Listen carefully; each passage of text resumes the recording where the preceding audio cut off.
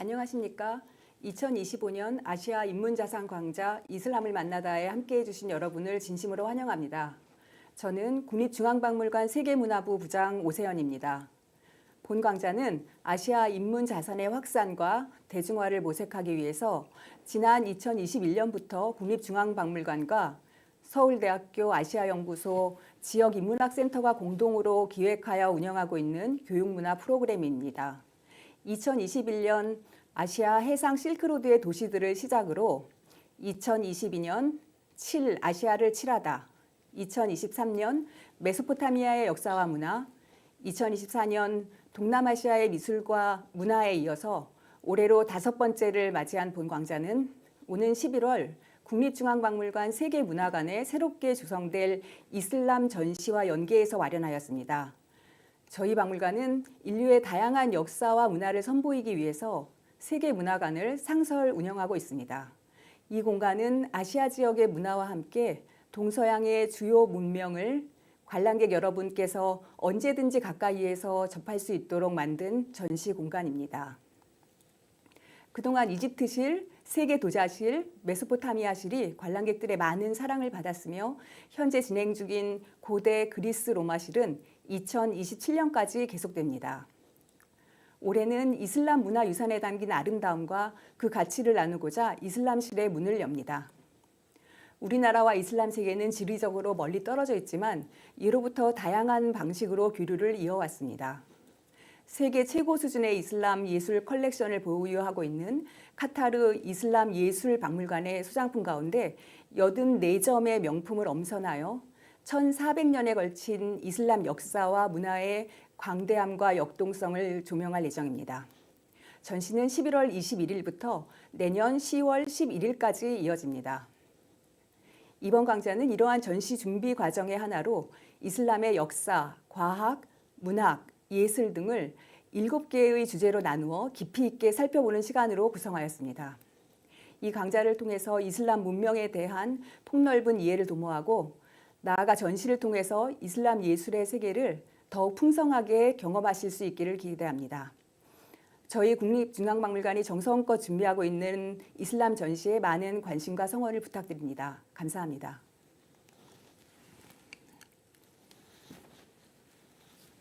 이어서 서울대학교 아시아연구소 아시아지역인문학센터 교장이신 김우 교수님의 인사 말씀이 있겠습니다. 네, 안녕하십니까. 저는 서울대학교 아시아연구소 지역인문학센터 교장 김호입니다. 서울대 아시아연구소는 지난 2021년부터 국립중앙박물관과 함께 상설 전시를 기획하고 이에 걸맞는 수준 높은 교양 강좌를 개발해 왔습니다.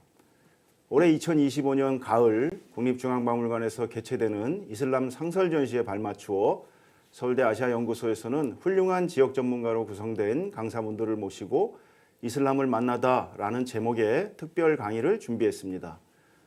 모두 7차례 진행되는 강의는 우선 자타가 공인하는 이슬람 전문가인 이희수 교수님을 첫 번째 강사로 모셨습니다. 이 교수님께서 이슬람의 삶과 문화에 대한 흥미로운 안내를 해주시리라고 봅니다. 다음 강좌는 이슬람의 역사와 지역 정체성에 대해 이미 많은 팬들을 확보하고 계신 박현도 교수님께서 상세하게 설명해 주십니다. 서울대 오승현 교수께서는 이슬람의 천문학과 수학, 건축공학 등 전문적인 과학기술 분야의 성취를 알기 쉽게 설명해 주시고 이어서 이슬람의 오래된 문학 전통과 작품에 대해서 누구보다 오랜 연구를 해오신 김능우 교수님의 친절한 강의가 이어집니다. 이슬람 문화의 아름다운 예술성에 대해서는 해당 분야를 오랫동안 천착해 오신 구하은 교수님의 강의가 또 이어집니다. 이슬람의 확산 과정은 전 세계의 무역과 떼려야 뗄 수 없는 관계를 맺고 있는데 이에 대해서 강희정 교수님께서 교역으로 본 이슬람 문물의 확장을 테마로 흥미로운 강의를 준비하셨습니다. 최종 강의는 구기현 교수님께서 이슬람 세계와 한국의 오래된 역사와 더불어 현재에 이르는 교류의 현장을 매우 역동적으로 설명해 주실 것입니다. 이번 국립중앙박물관의 이슬람 상설전에 발맞추어 저희 연구소에서 준비한 7차례의 강의는 이슬람 문화와 역사 그리고 과학기술과 문학 및 예술까지 아우르는 다양한 면모를 이해하는 데 손색 없는 명품 강좌가 될 것으로 자부합니다. 열심히 강의를 들어주시고 올 가을에 개최되는 국립중앙박물관 상설전을 방문해 주신다면 이슬람의 아름다운 문명에 흠뻑 빠져드실 것으로 믿습니다. 다시 한번 좋은 전시회를 기획해 주신 국립중앙박물관 측에 감사드리면서 저의 인사말을 줄이도록 하겠습니다. 감사합니다.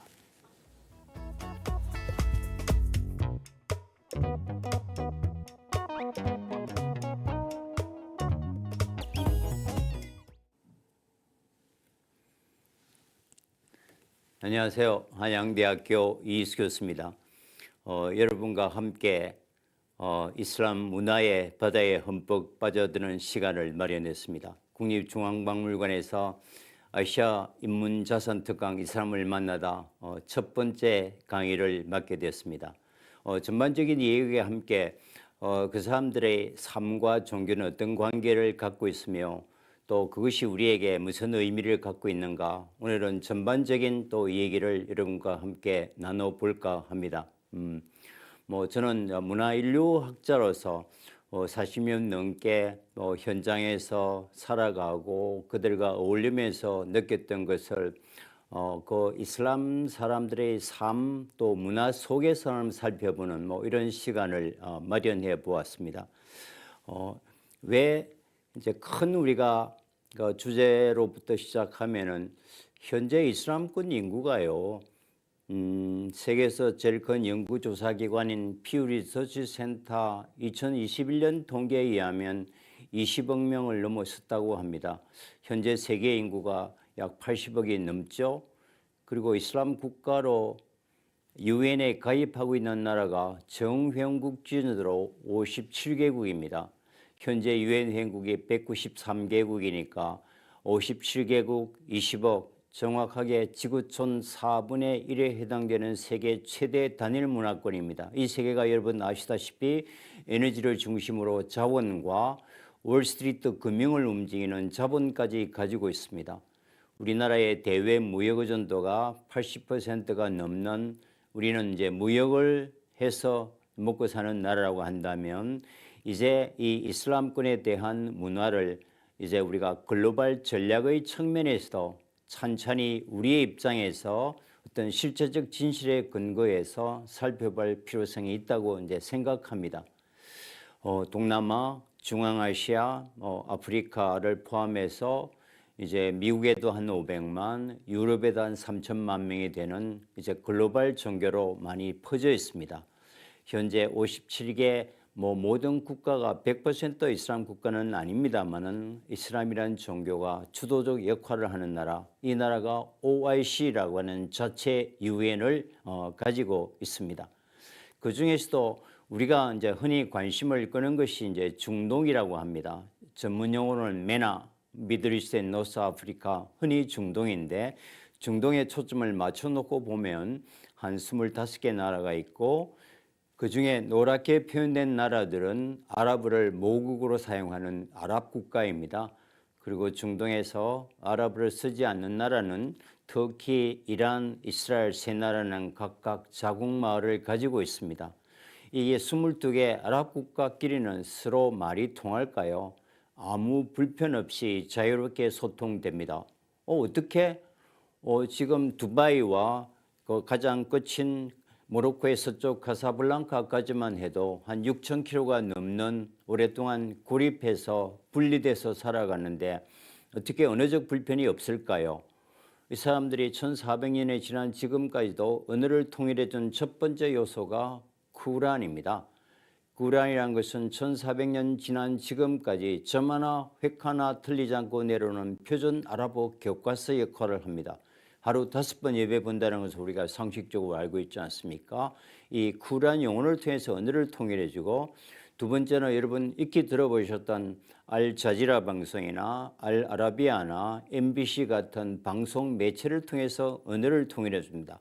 약 3억 명이 넘는 사람들이 모국어로 사용하고 UN 6개 공용어로 사용되는 이제 언어입니다. 이란은 이란 말 따로 있고요. 종족적으로는 국가사식의 백인입니다. 터키는 우리말에 가까운 우랄 알타이 중에서도 알타이에 가깝습니다. 그래서 터키 사람들은 한국을 우리가 형제의 나라라고 얘기하는 걸 많이 들어보셨잖아요.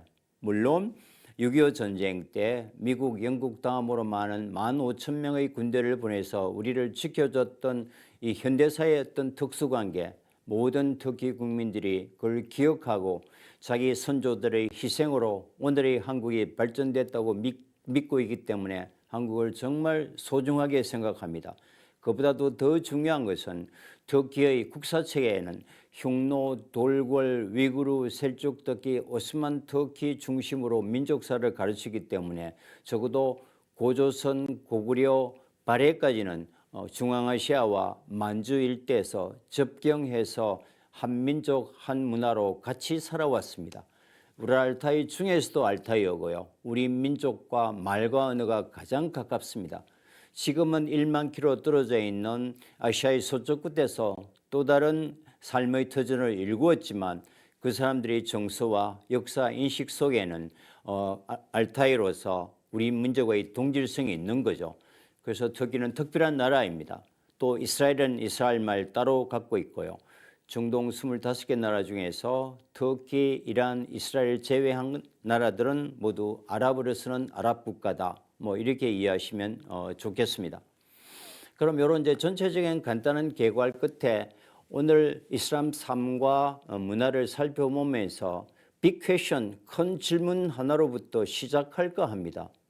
왜 이슬람이라는 종교가 바그다드나 콘스탄티노플이나 테헤란이나 사마르칸드 같은 찬란한 과거 역사 문화가 축적되어 있는 이런 문명 도시가 아닌 사막의 불모지 한복판에서 바로 오아시스 메카란 도시에서 정말 학업의 기회를 갖지 못한 무학인 무하마트라는 한 평민이 천의 고아로 태어나서 갑자기 가브리엘 천사로부터 계시받았던 그 내용이 1400년이 지난 지금까지 20억 명이 넘는 추종자들을 붙들어 매면서 지금 AI 시대에 다른 종교가 쇠퇴해가는 그런 트렌드에서 역동적으로 성숙해 가는가, 이 문제를 우리가 어떻게 설명할 수 있을까? 이런 이제 빅 퀘션에부터 문제를 이제 풀어나갈까 합니다. 그러기 위해서는 우리가 오랫동안 가지고 있던 이 고정관념과 편견으로부터 이게 좀 벗어날 필요가 있을 것 같습니다. 여러분, 아랍, 이슬람, 중동 그러면 가장 먼저 떠오르는 이미지가 어떤 건가요? 낙타와 사막이지 않습니까? 또 먹을 것은 대추야자, 이런 이미지일 겁니다. 그런데 이제 중동, 아랍, 이슬람권 사람들 더 이상 낙타 타고 사막 텐트에 살지 않습니다. 이런 데 삽니다. 물론 어느 사회나 빈부의 격차는 당연히 있겠죠.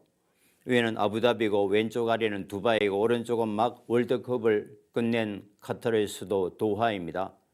95%가 이미 도시 정주화돼서 살고 있습니다. 베두인족이라고 하는 약 5% 정도의 유목민족들이 스스로 도시 문명을 포기하고 이동생활을 하는 사람이 있습니다. 그 사람들 만나기도 힘듭니다. 그리고 우리의 협력적 파트너가 아닙니다.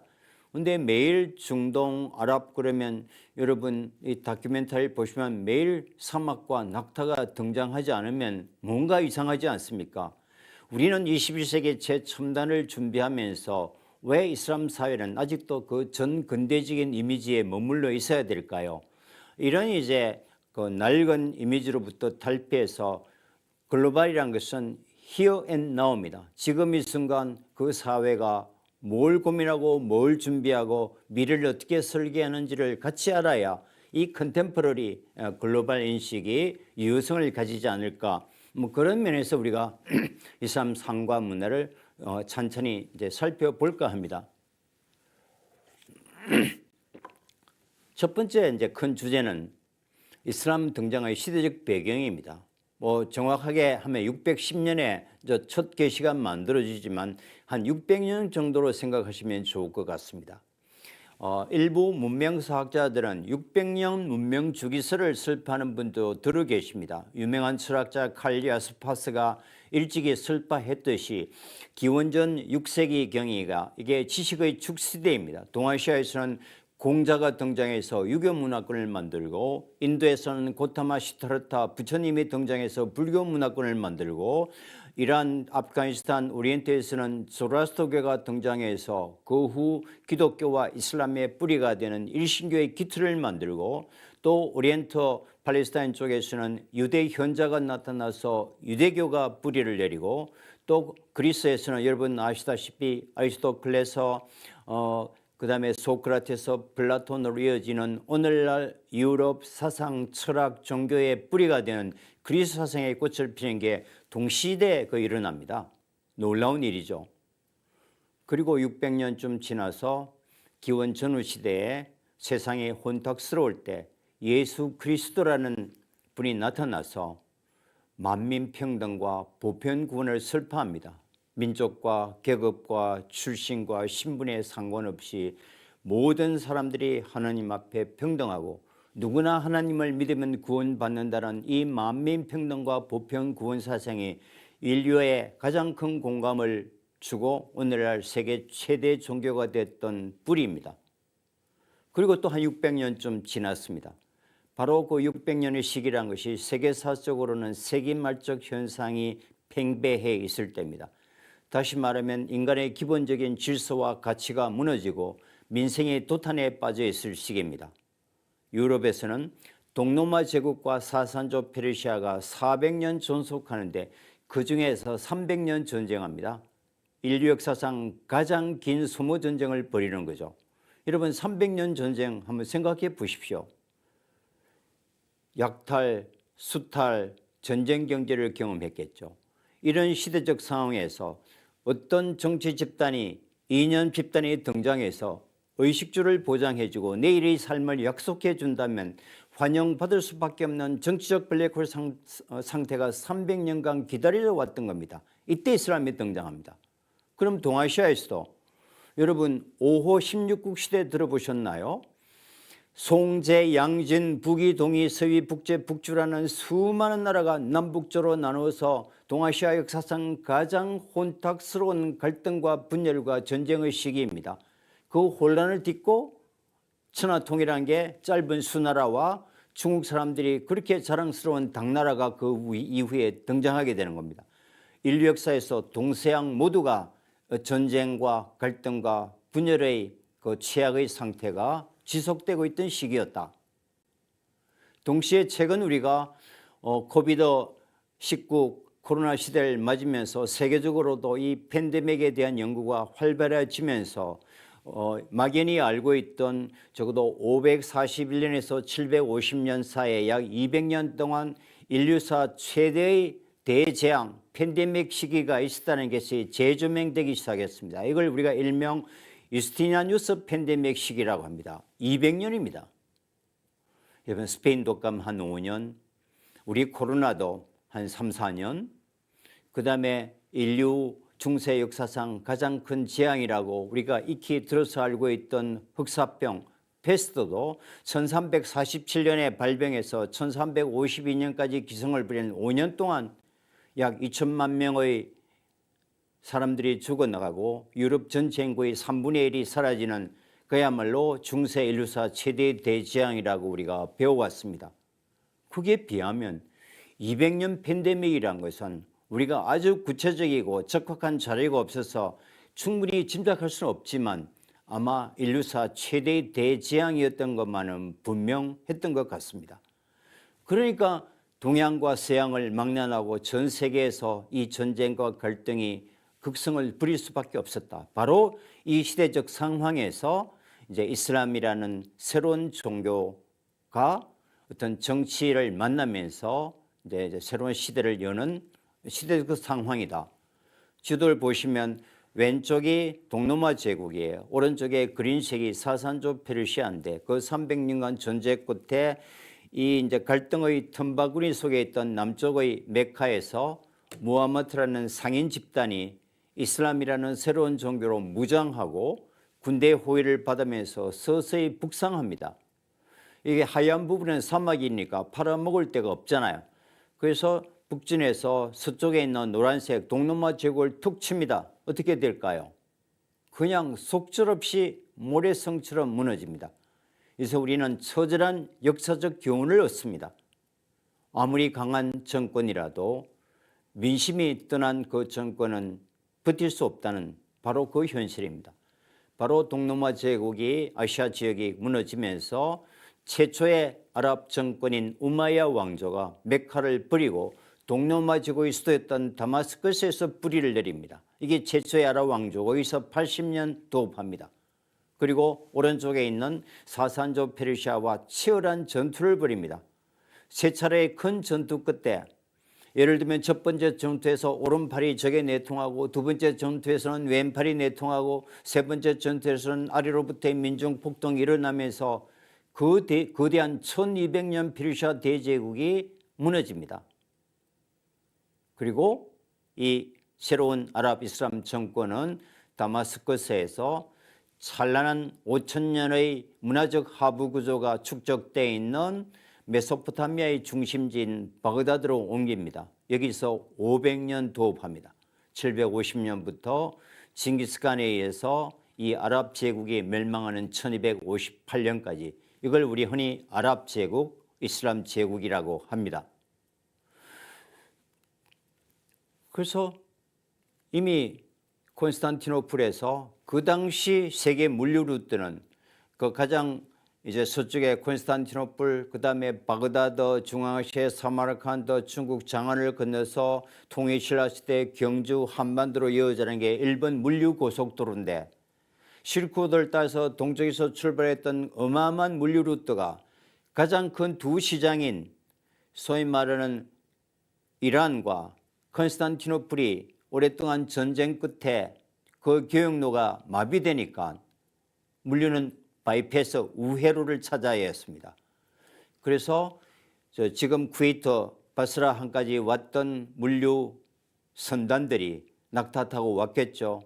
이제 바다를 해서 홍해를 거쳐서 아라비아를 헤쳐서 다시 돌아가는 것은 굉장히 거리가 멀고 물류 비용이 많이 드니까 사막을 가로지르는 숏카트, 최단 대상로를 확보하게 됩니다. 거기서 결국 오랫동안 과거부터 있는 메카와 메디나를 연결하면서 저 중국과 한반도에서 출발했던 인도에서 출발했던 거대한 실크의 물류 루트가 메카와 메디나로 연결되면서 여기서부터는 홍해를 따라서 시리아 다마스커스를 통해서 로마, 유럽까지 아주 쉽게 이동해 갈 수 있습니다. 그래서 졸지에 메카와 메디나가 세계의 물류가 모이는 요즘 얘기를 하면 국제적 창의 도시가 됩니다.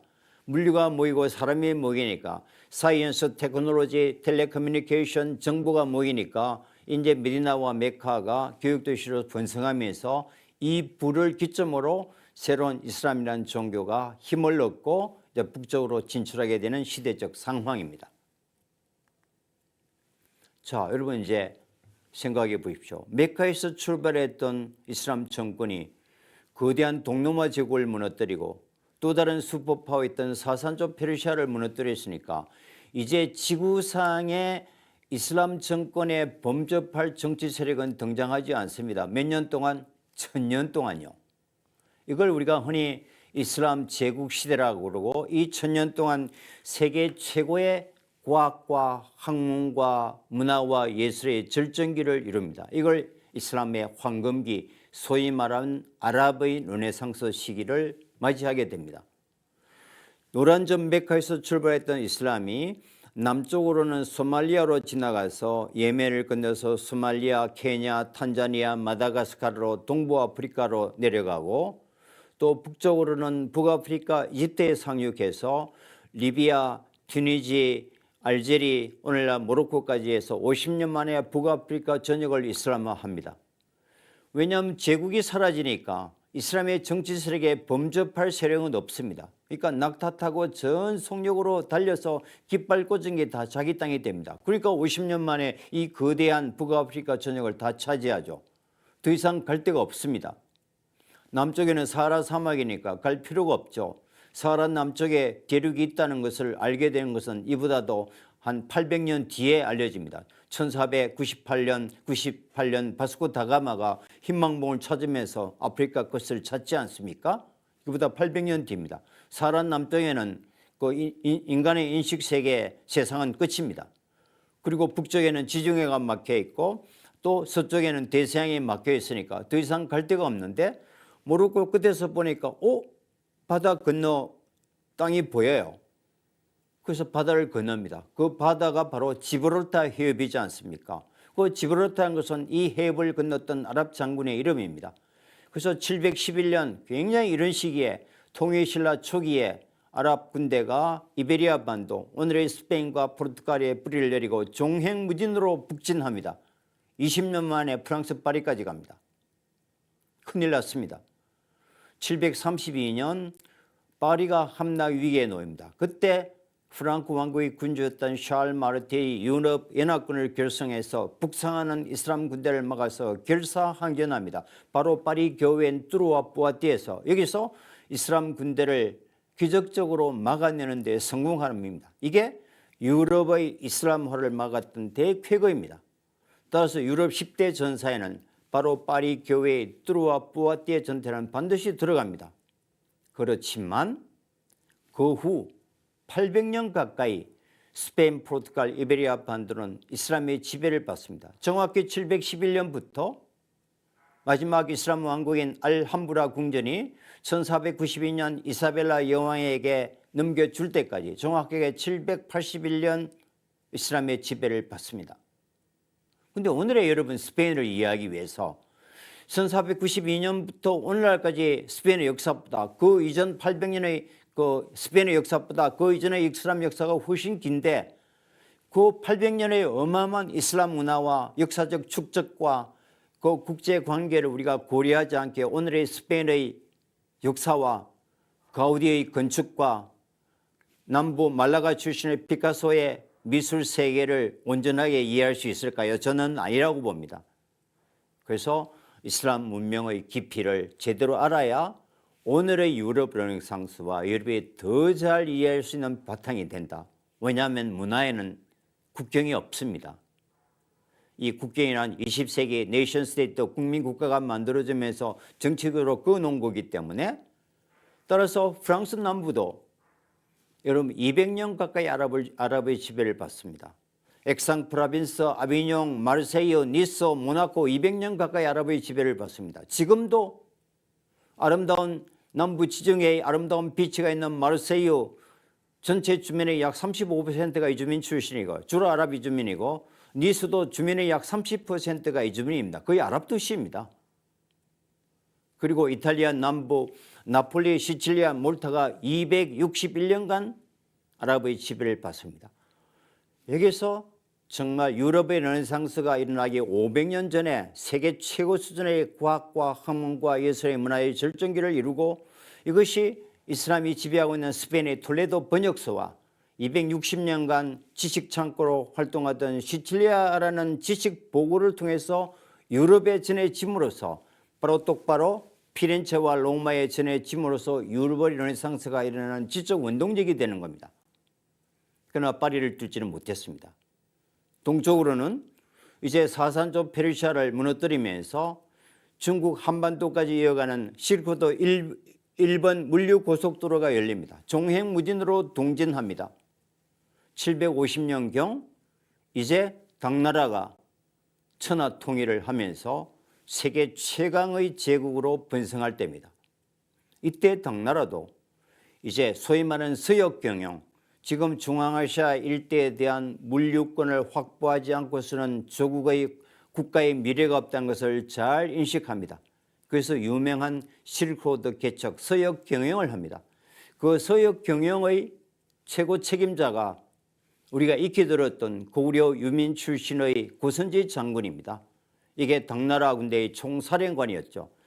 고선지 장군이 주도하는 당나라 군대와 이제 종횡무진 동진하는 이슬람의 이븐 살리라고 하는 아랍 사령관이 동진서진하면서 결국 지금 키르기스탄과 카자흐스탄 경계에 있는 탈라스에서 751년 대전쟁을 벌입니다. 이게 중세시대 세계대전입니다. 마지막 남아있는 두 슈퍼파의 격돌에서 어떻게 되나요? 중국 당나라가 참패합니다. 2만 명의 당나라가 생포돼서 바그다드로 끌려가서 그 끌려간 포로 중에는 이 상비군이 아니고 그때 리크루트한 일반 병이니까 온갖 장인, 기술자, 이제 과학자들이 섞여 있습니다. 그때 나침반 기술, 화약 제조 기술, 그다음에 비단 직조 기술, 결정적으로 제지 기술자가 바그다드에 압송돼서 그 사람들에서 중국 종이가 개발돼서 이집트로 건너가서 파피루스 산업을 도산시키고 중국 종이를 만들어주죠. 얼마나 중국 종이의 파급 효과가 컸으면, 그렇죠. 지금 몇천 년간, 적어도 3,000년간 세계 필기 도구를 지배했던 게 파피루스입니다.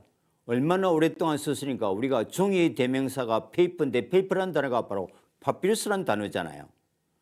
그러면서 파피루스 산업을 도산시키고 스페인을 통해서 이 종이 기술이 나중에 유럽까지 전해지고 이것이 구텐베르크의 인쇄술을 만나면서 유럽 르네상스가 일어나는 단단한 문화적 하부 구조가 되는 거란 말이죠.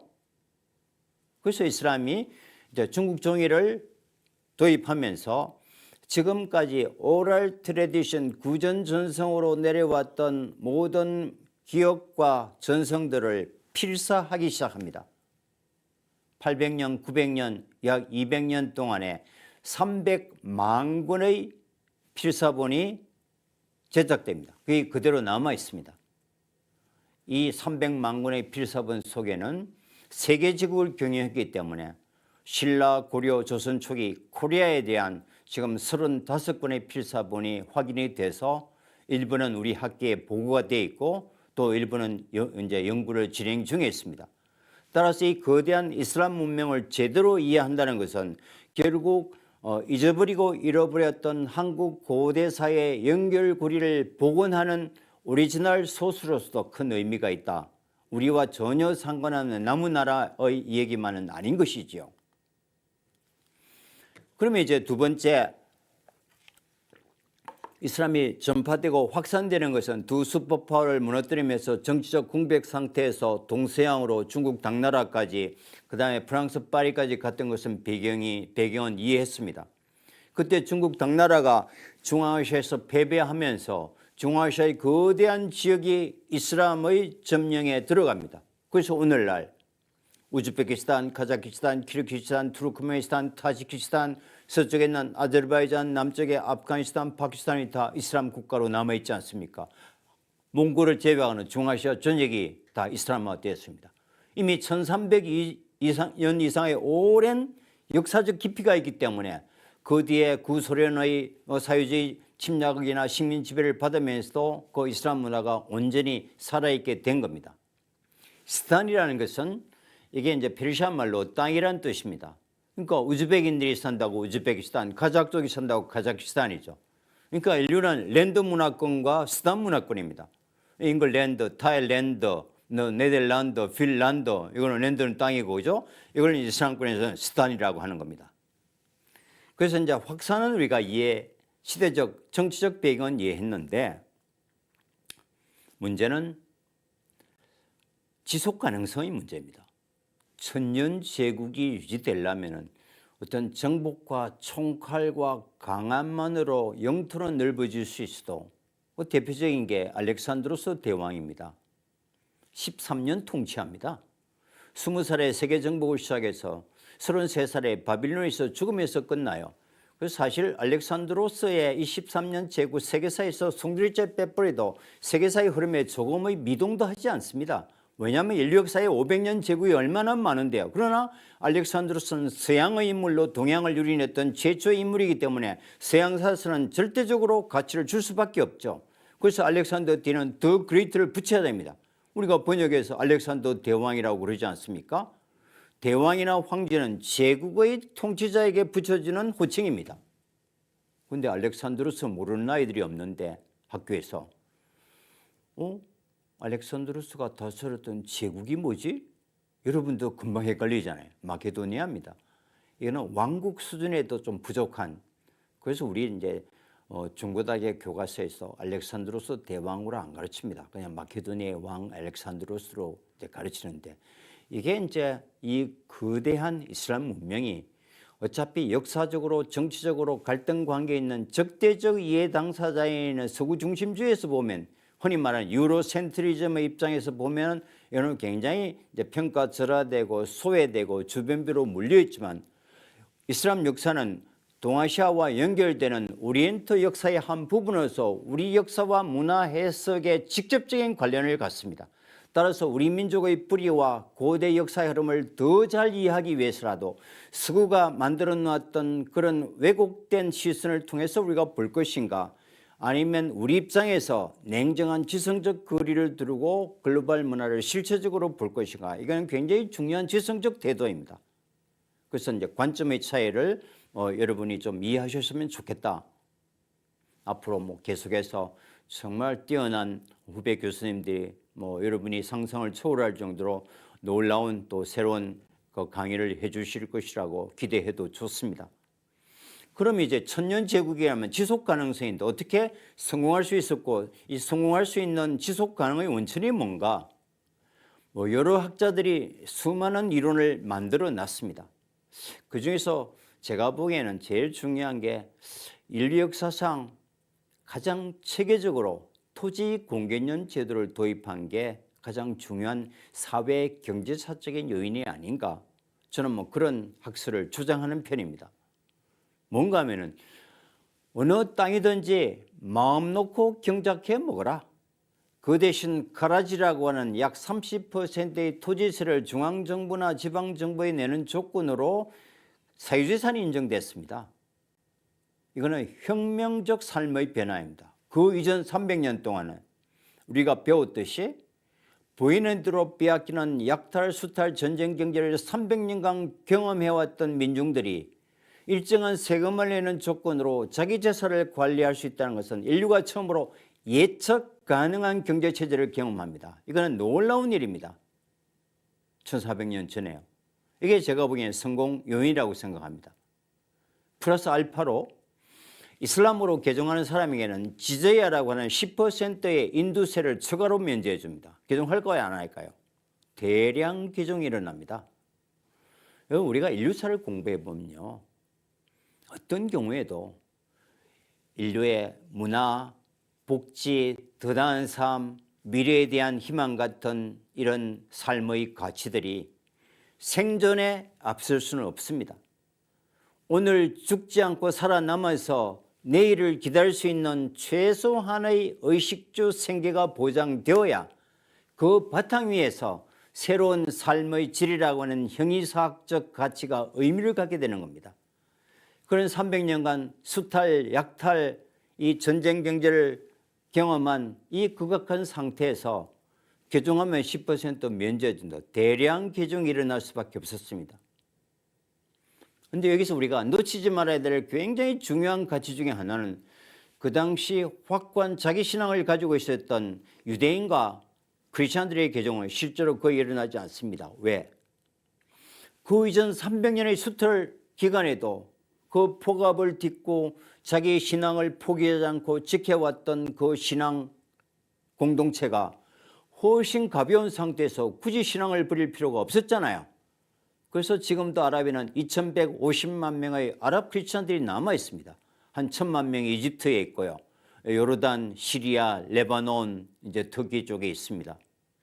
그리고 미국과 이스라엘 다음으로 큰 유대 커뮤니티, 게토가 이슬람 세계에 군데군데 남아 있습니다.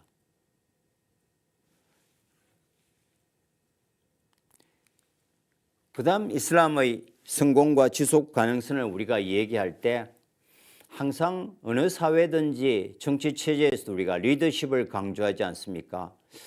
그러니까 결국 오늘의 이슬람의 역동성과 어떤 성장 과정을 정교하게 우리가 파악하기 위해서는 결코 무함마드라는 리더십을 제대로 평가하지 않고서는 이슬람의 에센스에 도달하기 어렵다. 이런 주장들을 많이 합니다.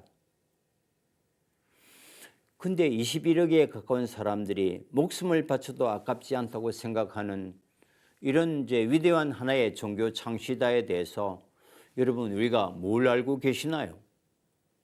사실 종교에 상관없이 정말 해인 수녀님 우리가 시집도 좋아하고 법정 스님의 무수도 우리가 다 읽어봤고 최근에 이제 제 서가에는 베트남 스님 틱닉타운의 그 명상으로 정말 감동적으로 잘 묘사해서 제가 힐링을 얻고 있고 또 니체의 자라투스트라는 이렇게 말했다도 우리 다 읽어봤습니다. 자라투스트라는 조라스트교의 이제 페르시아 말이 자라투스트라입니다.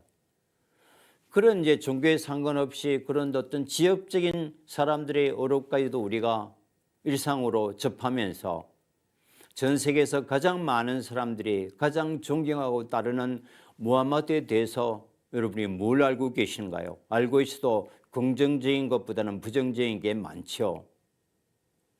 그리고 관심이 없으니까 책도 없습니다. 뭐 그 중에서도 뭐 수녀 출신의 유명한 종교학자인 뭐 카렌 암스트롱의 마음의 평전 정도가 뭐 우리 사회에 나와 있고요.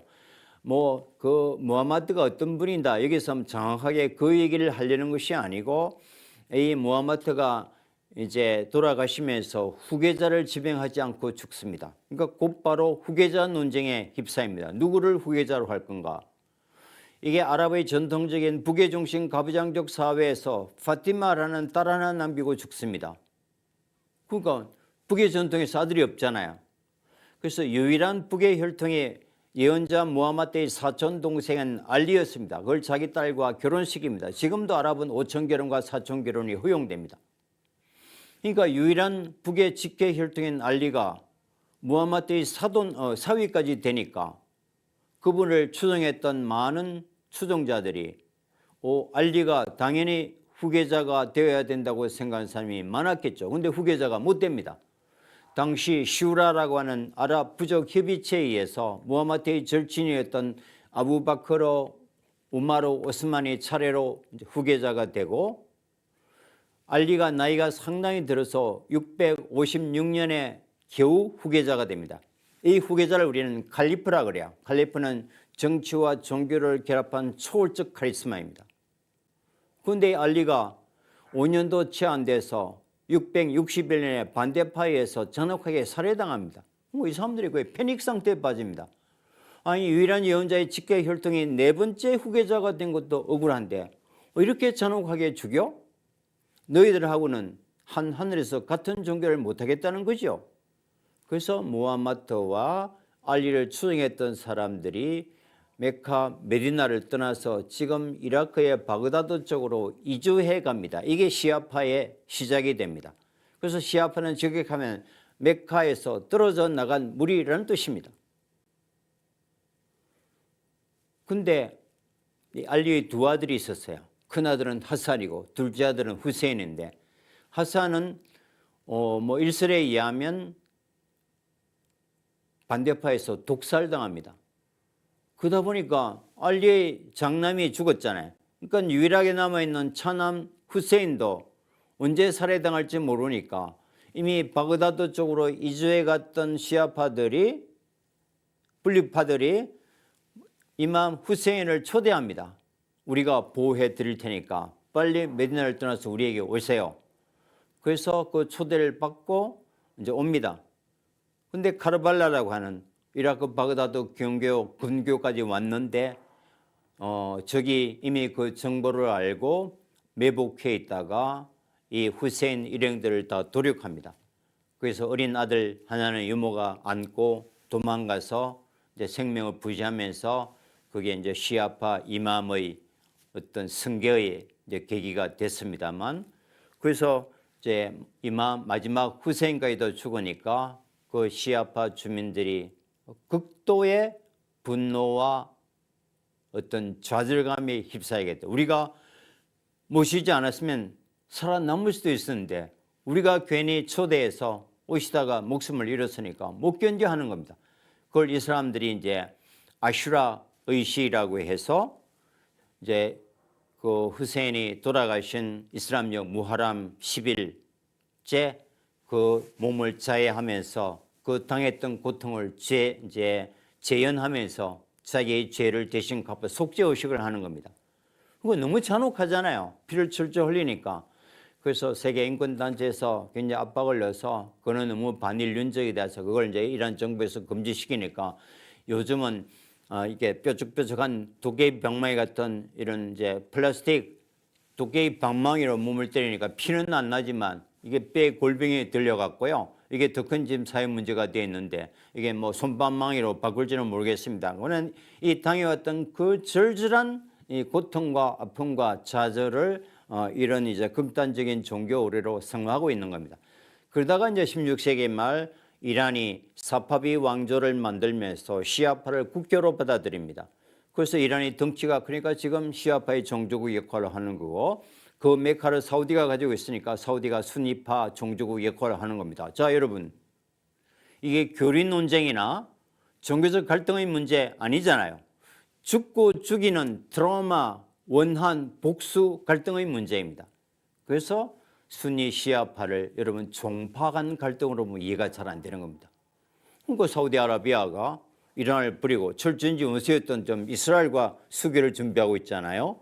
그래서 이슬람의 종주국이고 큰형인 사우디아라비아마저 적국인 이스라엘과 내통해서 수교를 하게 되면 이제 팔레스타인 문제는 영원히 덮여버리니까 이게 국악한 상태에 있던 하마스가 1%의 성장 가능성도 없으면서 핵무기를 가진 이스라엘에 대해서 재작년 10월 7일 본토를 공격해서 지금 이제 가자 지구가 초토화되는 것도 이런 배경과 밀접한 관련이 있습니다. 그래서 이제 순니 시아는 단순한 종파 갈등이 아니고 이런 깊은 그 역사적 트라우마와 원한 관계가 깔려 있다. 종파로 보면 뭐 사진에서 보시겠습니다만 I am 순니, I am 시아 합하면 I am 수시잖아요. 그 아랍 세계에서 굉장히 유행하는 겁니다. 그러니까 순니와 시아는 갈등 관계가 아니고 사실 합하면은 수시처럼 맛있는 음식이 된다는 게 이제 상징적인 표현이기도 한데 그래서 너무 이제 서구 언론에서 이게 그 디바이드 앤 컨트롤 순니파와 시아파를 갈등 관계로 묘사하는 것도 현장에서는 그렇게 유효한 이론은 아니다. 뭐 이것도 우리가 이해할 필요가 있는 거죠. 이걸 이제 카르발라의 비극이라고 합니다. 680년. 그래서 이 처참한 순교를 이제 고통을 재현한 의식을 아슈라 의식이라고 하는데 뭐 이란에 가서 요즘은 저작권 때문에 이제 나무 사진을 잘 못 쓰니까 다 제가 찍은 사진인데 골목골목 저 노인네가 저렇게 흐느낍니다. 그래서 어떤 집단 광신인가 아니면 관제 대몽과 또 눈치 보기 위해서 어떤 동원된 게 아닌가 처음에는 약간 비판적인 연구자 입장에서 그런 생각도 했습니다만 이란을 수십 차례 다니고 또 이런 의식에 직접 현장에서 목격하면은 정말 정서로부터 깊은 공감과 어떤 슬픔의 공동체 의식이 작동하구나. 그게 굉장히 인상적이었고요. 퍽은 대낮에 하루 종일 앉아가지고 이 가슴을 치면서 이맘 후세인 당신의 아픔을 공유한다는 저런 의식을 하고 저 다 큰 어른들이 찔찔 눈물 흘리면서 이렇게 눈물을 훔치는 모습이 인상적이었고요. 혹시 뭐 아이들이야 뭐 뭣도 모르고 이제 부모님 따라 나왔겠지만 제가 골목골목에 일반 사람들은 안 그러겠지 하고 골목골목 다니면서 스케치를 해보니까 이 슬픔을 공유하는 어마어마한 어떤 집단 의식이 21세기 문명의 한복판에도 살아 움직인다는 것이 흔히 이해하기 힘들었습니다. 그래서 이걸 보면은 42년간 미국의 경제 제재로 이란이 끄떡하지 않았듯이 앞으로 또 50년간 미국이 제재를 해도 이란 사람들은 무너지지 않겠구나 하는 현장에서 뭐 그런 이제 생각도 얼핏 스쳤습니다. 그럼 이제 우리가 이제 순니 시아는 종파보다도 역사적 트라우마의 관계라고 얘기했는데요. 오늘 이제 강의의 이제 본질적인 핵심 중에 하나가 도대체 이슬람은 어떤 종교적 가치를 주장하는가? 이게 옳고 그름을 이야기하면 큰일 납니다. 그죠? 종교는 신성 불가침의 고유한 신앙체계이기 때문에 또 학교에서는 또 그렇게 가르칩니다. 유대교, 기독교, 이슬람교는 3대 일신교로서 이렇게 가르칩니다. 일신교란 것은 같은 신을 믿는다는 얘기잖아요. 그러면서도 오늘 왜 이렇게 세 종교가 서로 철전지 원수처럼 이단시되고 이교시되고 서로 화합보다는 갈등 관계에 있는가? 제가 해결책을 제시할 수는 없지만 그 원인을 분석할 수는 있고 그 과정을 우리가 이해할 필요는 있는 거죠. 이슬람이라는 종교는 평화라는 뜻입니다. 언어적으로는 평화고 종교적으로는 신에 대한 절대 복종입니다. 이슬람이라는 종교적 철학적 가치, 종교적 이념은 신에 대한 절대적 복종을 통해서 내면의 평화와 지상의 평화를 이루자. 이것이 이슬람이 추구하는 종교 목표입니다. 그러다 보니까 이 일대에서 일신교들은 다 평화를 주창하는 종교입니다. 히브리 유대인들도 인사 샬롬 샬롬 그러잖아요. 히브리 말로 샬롬 평화이고 예루살렘이라는 것은 평화의 도시라는 뜻입니다. 그리고 이제 중동에서 많은 수도 이름에 또 살람이 많이 들어간 것은 다 평화의라는 뜻입니다. 그러면서도 우리가 중동 그러면 평화와 가장 거리가 먼다는 것은 이 종교가 원래의 정신을 망각했기 때문에 이 종교를 자기 정치적 목적을 이제 달성하는 어떤 수단으로 무분별하게 소위 말하는 남용됨에서 생겨나던 어떤 불협화음이다. 이렇게 이해도 좋을 것 같습니다. 그럼 이슬람의 기본 신앙은 인간과 신의 다이렉트 커뮤니케이션을 주장합니다. 즉 신께서는 인간에게만 스스로 판단할 수 있는 자율의지와 이성이라는 고귀한 선물을 주셨기 때문에 해야 될 것과 하지 말아야 될 것을 구체적으로 지침을 주셨고 인간은 그 정도는 충분히 인지할 수 있다. 따라서 기록의 천사들이 평생 하느님은 전지전능하시니까 일생의 모든 선행과 악행을 기록합니다. 그래서 최후의 심판일 날 신 앞에 불려가서 그 천사의 기록의 장부를 보고 무게를 달아서 선행을 많이 행한 자는 천국에 들므로서 영생을 얻고 악행을 많이 행한 자는 지옥에 떨어지면서 영원한 응징을 받는 구원관을 아주 단순화시켜 놨습니다. 어떤 인간의 죄를 대신 사하시기 위해서 어떤 중간자나 중재자의 역할을 인정하지 않는 게 다른 종교와 이슬람의 가장 큰 차이점입니다. 그럼 이슬람에서 얘기하는 절대자 알라는 누구인가? 코란에서 얘기하는 절대자는 네 가지 속성입니다. 알라는 절대자이고 전지전능하시고 유일하시고 우주 삼라만상을 창조한 창조주를 알라고 얘기합니다. 다른 일신교와 뭐가 다른가요? 완벽하게 일치합니다. 하느님이 신이 유일신이 두 분 있을 수는 없잖아요. 다만 그 신을 받아들이는 신관과 하나님께 다가가는 구원의 방식을 달리했을 뿐이죠. 아랍에도 2천만 명 이상의 크리스찬들이 있다고 그랬습니다. 이게 제가 시리아에서도 다마스커스 교회에서 찍은 겁니다. 오른쪽에 있는 게 아랍어로 알라이고 가운데 십자가가 있고 왼쪽에 아랍어는 무합바, 사랑한다는 뜻입니다. 직역하면 주님 하나님은 예수님을 사랑하신다. 그의 절대 다수의 아랍 크리스찬들이 다 주님 하나님을 알라라고 표기하고 알라라고 부르고 있습니다. 또 제가 가지고 있는 많은 아랍어 성경 판본에도 주님 하나님을 알라라고 번역해 놓은 판본들이 많이 있습니다. 그래서 우리가 바라보는 알라에 대한 개념과 또 이슬람을 믿는 사람들이 바라보는 알라의 개념이 조금 다를 수 있다. 이 점도 우리가 유념할 필요가 있을 것 같습니다. 그럼 이 세 종교가 같은 일신교를 믿는데 왜 이렇게 서로 달리되고 화합할 수 없는 적대관계로 변질되었을까? 이거는 우리가 분석해야겠죠, 학문적으로. 자, 아담과 이브의 창세기, 노아의 방주, 아브라함의 이야기, 모세의 출애굽까지가 크게 구약이잖아요. 크게 보면 창세기부터 구약까지는 성서를 세 종교가 공유합니다. 당연히 미세한 해석의 차이와 또 배열 순서는 다르겠죠. 이게 이제 신약 시대에 와서 결정적으로 예수 그리스도의 신학적 지위를 어떻게 할 것인가, 여기서 세 종교가 나뉩니다. 즉 유대교는 예수 그리스도의 신학적 미션을 제대로 인정하지 않았죠. 혹세무민한 위선자로 봤습니다. 왜? 당시 유대교는 바리사이를 중심으로 하느님께서는 핍박받는 유대인들만 선택해서 구원해 주신다는 유대 선민 사상을 확고한 신념으로 가지고 있었는데 예수께서 오셔서 출신과 계층과 민족을 초월해서 모든 백성이 하나님 앞에 평등하고 누구나 하나님을 믿으면 구원받는다는 만민평등과 보편구원이라는 탁월한 이념을 가지고 오셨고 이것이 가장 많은 인류에게 공감을 줘서 세계 최대의 종교가 됐던 가르침이잖아요. 그러니까 이게 이제 유대인들은 유대 선민만이 아닌 모든 사람의 만민평등, 자기의 기득권을 침해하고 유대인이 가져왔던 존재 가치를 근원적으로 부정하는, 그리고 그걸 선민을 위한 메시아를 기다렸는데 그 예수의 가르침은 메시아의 가르침이 아니니까 예수를 자르고 로마 총독 빌라도를 압박해서 골고다 언덕에서 예수님의 십자가 처형을 유발합니다.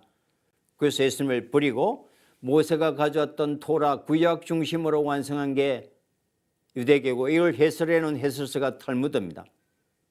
기독교는 니케아 공회 이후에 삼위일체수를 정통교리로 받아들이면서 예수께서는 하나님의 독생자로서 완전한 인성과 함께 신성까지를 함께 부여합니다. 그리고 인간은 원죄를 갖고 태어났고 인간의 원죄를 대신 사하시기 위해서 십자가 대속당하시고 3일 만에 부활하시는 기적을 보여줌으로써 오늘 기독교가 존재합니다.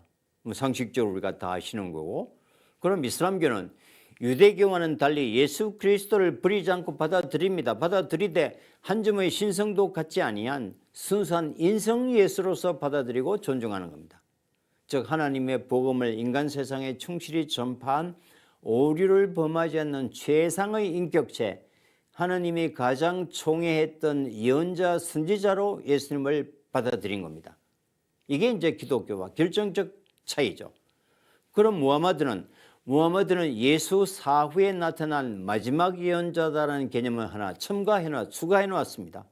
따라서 코란 속에는 기본적으로 구약의 내용은 많이 들어가 있습니다. 뭐 해석의 차이나 배울 순서는 다르다고 말씀드렸고, 신약은 예수님의 인성 부분은 지사 선택하고 예수님의 신성 부분은 버리면서 선택적으로 받아들입니다. 그리고 23년에 걸쳐서 무하마드가 가브리엘 천사로부터 직접 계시받았던 내용이 첨가된 것이 코란입니다. 그러면 천국과 지옥, 내세관, 최후의 심판, 세 종교가 크게 다르지 않습니다. 다른 종교와 비교해 볼 때는. 그래서 결국 우리가 정리하면은 이게 한 일신교에서 뿌리가 나왔지만 예수 그리스도를 신학적으로 받아들이는 입장에 완전히 다르기 때문에 지금은 전혀 화합할 수 없는 이단이 되어버렸던 겁니다. 그러나 지구상에서 일신교만큼 또 가까운 게 없습니다. 그래서 우리가 같음을 통해서 공감을 넓혀나가는 방식이 있고, 다름을 극대화해서 어떤 서로 이제 이질감과 적의감을 정복시키는 방법도 있는데, 우리가 다문화, 다종교 공존의 시대에 살아갈 수밖에 없다면 서로 다름을 이해해서 불필요한 오해와 편견을 줄여나가고 같음을 통해서 공감을 넓혀나가는 것이 다문화 시대 우리 지성사회가 한 번쯤은 기울여야 될 어떤 태도는 아닌가, 뭐 이런 생각도 이제 해보게 됩니다. 그럼 이런 이제 기본적 이제 교리의 차이에 근거해서 그럼 이슬람은 어떤 계율을 갖고 있는가? 흔히 우리가 이제 오주 육신이라고 하는데 다섯 개의 가르침을 가지고 있습니다. 첫 번째는 샤하다라고 신앙 고백을 하는데, 이거는 사실은 통과 의례입니다. 비무슬림이 무슬림이 되는 과정입니다. 이건 반드시 해야 무슬림이 되니까 필수 의무입니다. 라일랄랄라 무함마드 라술룰라, 하나님은 한 분이시고 무함마드는 그분의 사도임을 증언합니다. 이걸 이제 증인 앞에서 어떤 자율적 의사에 의해서 이걸 3번 선언하게 되면 누구나 무슬림이 될 수 있습니다. 그러니까 개종을 아주 쉽게 해놓았던 것 같습니다. 그 다음부터 어렵죠. 되고 나서 어렵습니다. 하루 5번의 예배, 한 달간의 단식, 자기 수입의 2.5%를 종교수로 내는 자카트, 그리고 평생에 한 번 건강과 재정 사정이 허락할 때 하나님의 집이 있는 메카를 순례하는 이 5가지가 절대적 계율 의무입니다. 왜 하루 5번은 해 뜨기 전에 1시간에서 1시간 반 새벽 예배하고, 낮에 12시에서 1시까지 두 번째 낮 예배하고, 3시, 4시 사이에 오후 예배하고, 하루 일이 끝나는 딸 일몰 시간에 맞춰서 네 번째 예배를 하고 잠자기 전에 취침 예배를 하는 5번의 예배입니다. 그 이슬람에서 가르치는 기본은 예방 종교입니다. 평소에 하나님을 잊어버리고 온갖 세속적인 생활을 다 하다가 갑자기 어느 날 잡아서 회개하고 용서하고 잘못했다고 비는 것은 진정한 기도가 아니다. 거기다가 부족해서 뭐 자식 잘 되게 해달라, 병 낫게 해달라, 돈 많이 벌게 해달라, 승진하게 해달라, 웬 요구 조건은 그렇게 많은가? 이거는 진정한 기도가 아니다. 진정한 기도는 그 하나님의 길에서 벗어나지 않고 항상 악과 결탁하지 않는 자기 절제와 자기 투쟁의 그 유지하게 하는 것이 진정한 종교다. 그래서 하루 5번의 예배를 고집합니다. 5번 예배 어떻게 볼까요? 저 83년에 유학을 시작해서 42년째 현장에서 인류학자라는 것이 이너스쿨에 들어가서 부닥쳐 어울리면서 1차적 체험을 통해서 문화를 읽어나는 공부니까 아직도 그 속에 살고 있었는데도 잘 모르겠습니다. 근데 가보니까 또 예배 안 보는 사람도 많습니다.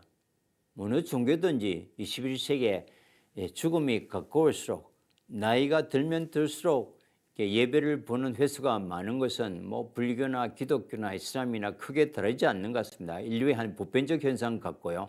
젊은 아이들은 예배 잘 안 보고요. 또 사우디나 이런 쿠웨이트 같은 익명성이 잘 보장이 안 되는 곳에 예배를 많이 봅니다. 예배 안 보면 금방 편하니까.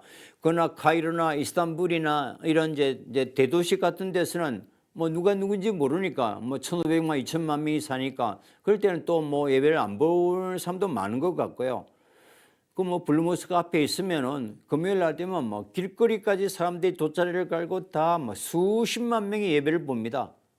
근데 그 옆에 카페에서는 또 맥주 마시고 있단 말이죠. 관광객이 아닌 같은 이제 이슬람 신자 중에서도 그래도 맥주 마시는 사람이 아주 고루한 보수적인 종교 행위를 한다고 손가락질을 하지 않고 또 예배 보는 사람이 어떻게 예배 보는 옆에서 그 이슬람의 금기인 술을 마시고 있느냐고 사티질을 하는 사람도 좀 보지 못했습니다. 그러니까 그만큼 좀 자율성이 많이 이제 유지가 된다. 근데 여기서 이제 오늘 제가 하고 싶은 말은 이거예요. 우리가 이슬람을 이해할 때 이걸 종교적 체계로 보면 잘 이해가 안 되고 납득이 잘 안 됩니다. 어떻게 이 21세기 초스피드 첨단 문화의 한복판에서 아직도 하루 5번을 고집하고 있는가? 라마단 한 달간 하잖아요. 한 달간 단식을 고집하는가? 아니 이 지금 분수를 다쳐서 화성에 왔다 갔다 하고 하는데 금성에도 지금 막 우주선을 보낼 찰나에 있는데 꼭 하루 5번 예배 보여야 되나요? 하루에 한 번은 줄일 수도 있고 다른 종교처럼 주일을 만들어서 또 열심히 회개하거나 반성하면 되지. 그런데 이슬람권만 있는 게 아니고 조금 전에 미국에도 500만의 이슬람 공동체가 있고 유럽에도 3천만 명이 있고 아시다시피 민주주의의 핵심, 서구의 핵심 보인 런던 시장이 사디크 칸이 파키스탄 이주민 출신입니다. 국민이 뽑았잖아요. 시민들이 재선됐습니다. 그리고 영국 노동당 당수 왈리드도 말레이시아 이주민 출신의 여성이 가장 진보적인 노동당 당수도 하고 로테르담 시장도 지금 이제 모로코계 이주민들이 이제 정치 중심에 들었으면 굉장히 진보적인 사회단체나 이슬람 공동체도 많이 있습니다. 그럼 적어도 논의는 돼야 되잖아요. 아니 21세기 첨단 시대에 하루 5번 얘기가 말이 되는가? 하루 한 번으로 줄이자. 라마단도 굳이 가진 자, 갖지 못한 자, 배부른 자, 배고픈 자가 똑같은 조건을 1차적 체험을 공유함으로써 진정한 나눔을 실천하자. 멋있죠? 그러나 굳이 꼭 한 달 해야 되나? 한 일주일 쉬든지 하루 이틀 기하 체험해도 똑같은 체험은 할 수 있는데 그럼 적어도 논의는 돼야 되잖아요. 코란을 재해석해서 21세기에 맞는 새로운 논의의 아젠다는 등장해야 되는데 아직도 제가 알기는 그 21억이라 되는 전 세계 이슬람 커뮤니티에서 예배 줄이자, 라마단도 재해석해서 줄이자라는 아젠다 자체가 지금 등장하지 않습니다. 그리고 10년 후는 제가 예측할 수 없지만 5년 이내에도 그런 논의 자체가 이런 협의 테이블에 올라올 가능성도 현재로서는 안 보입니다. 그럼 우리가 생각을 바꿔야 돼요. 왜 그럴까? 왜 이슬람 세계는 저런 구태의연한 중세 때 만들어지는 그 종교적 의례를 왜 재해석하지 못하고 변화를 거부할까? 라는 퀘션. 낡은 종교이기 때문에 그래서 못 사는 종교고 그래서 인류로부터 불임받는 종교고 이런 납득이 안 오는 겁니다. 왜냐하면 이제 AI 시대에 다른 종교가 쇠퇴해 가는데도 지금 역동적으로 성숙해 가고 있단 말이죠. 이걸 단지 일부 다처를 통해서 AI만이 높기 때문에 종교가 성장한다는 이거는 우리가 통계학적으로 전혀 납득이 안 됩니다. 우리나라에 한 5,000상의 이슬람 이주민들이 결혼해서 이 땅에 살고 있지만 세 사람 가진 아이들은 거의 찾지 못했습니다. 아니 우리도 애 하나 낳아서 키우기 힘든데 이런 열악한 소수 집단들이 그 사람들이 두 사람 세 사람 내서 한국에서 애를 어떻게 키웁니까? 일부 다처 우리나라에서 가능합니까? 그럼 또 다른 방식으로 우리가 이제 설명할 수밖에 없단 말이죠. 자, 그래서 결론이 뭔가? 이슬람을 어떤 종교적 의례로만 설명하면 우리가 이해하기 어렵다. 이거는 삶 속에 녹아있는 문화의 체계로 이해해야 되는 겁니다. 그래서 우리가 이슬람을 종교적 의례라기보다는 어떤 문화의 복합체다. 이렇게 얘기하는 겁니다. 쉽게 말하면 이런 거죠. 우리가 초스피드 첨단 시대로 가는데 하루 3끼 밥을 먹는데 여러분 시간 아깝다고 하루 2끼 먹기 운동 하고 싶습니까?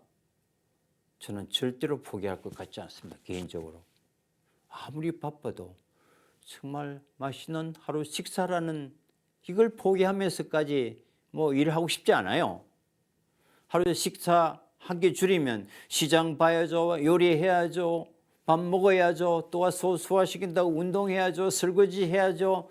그 어마어마한 시간 세입을 해서 우리가 프로덕티비티 생산성에 투여를 하면 GDP가 좀 늘어나겠지만 우리가 아무도 그렇다고 해서 하루 3끼 먹기를 2끼 먹기 하겠다는 사람이 별로 없잖아요.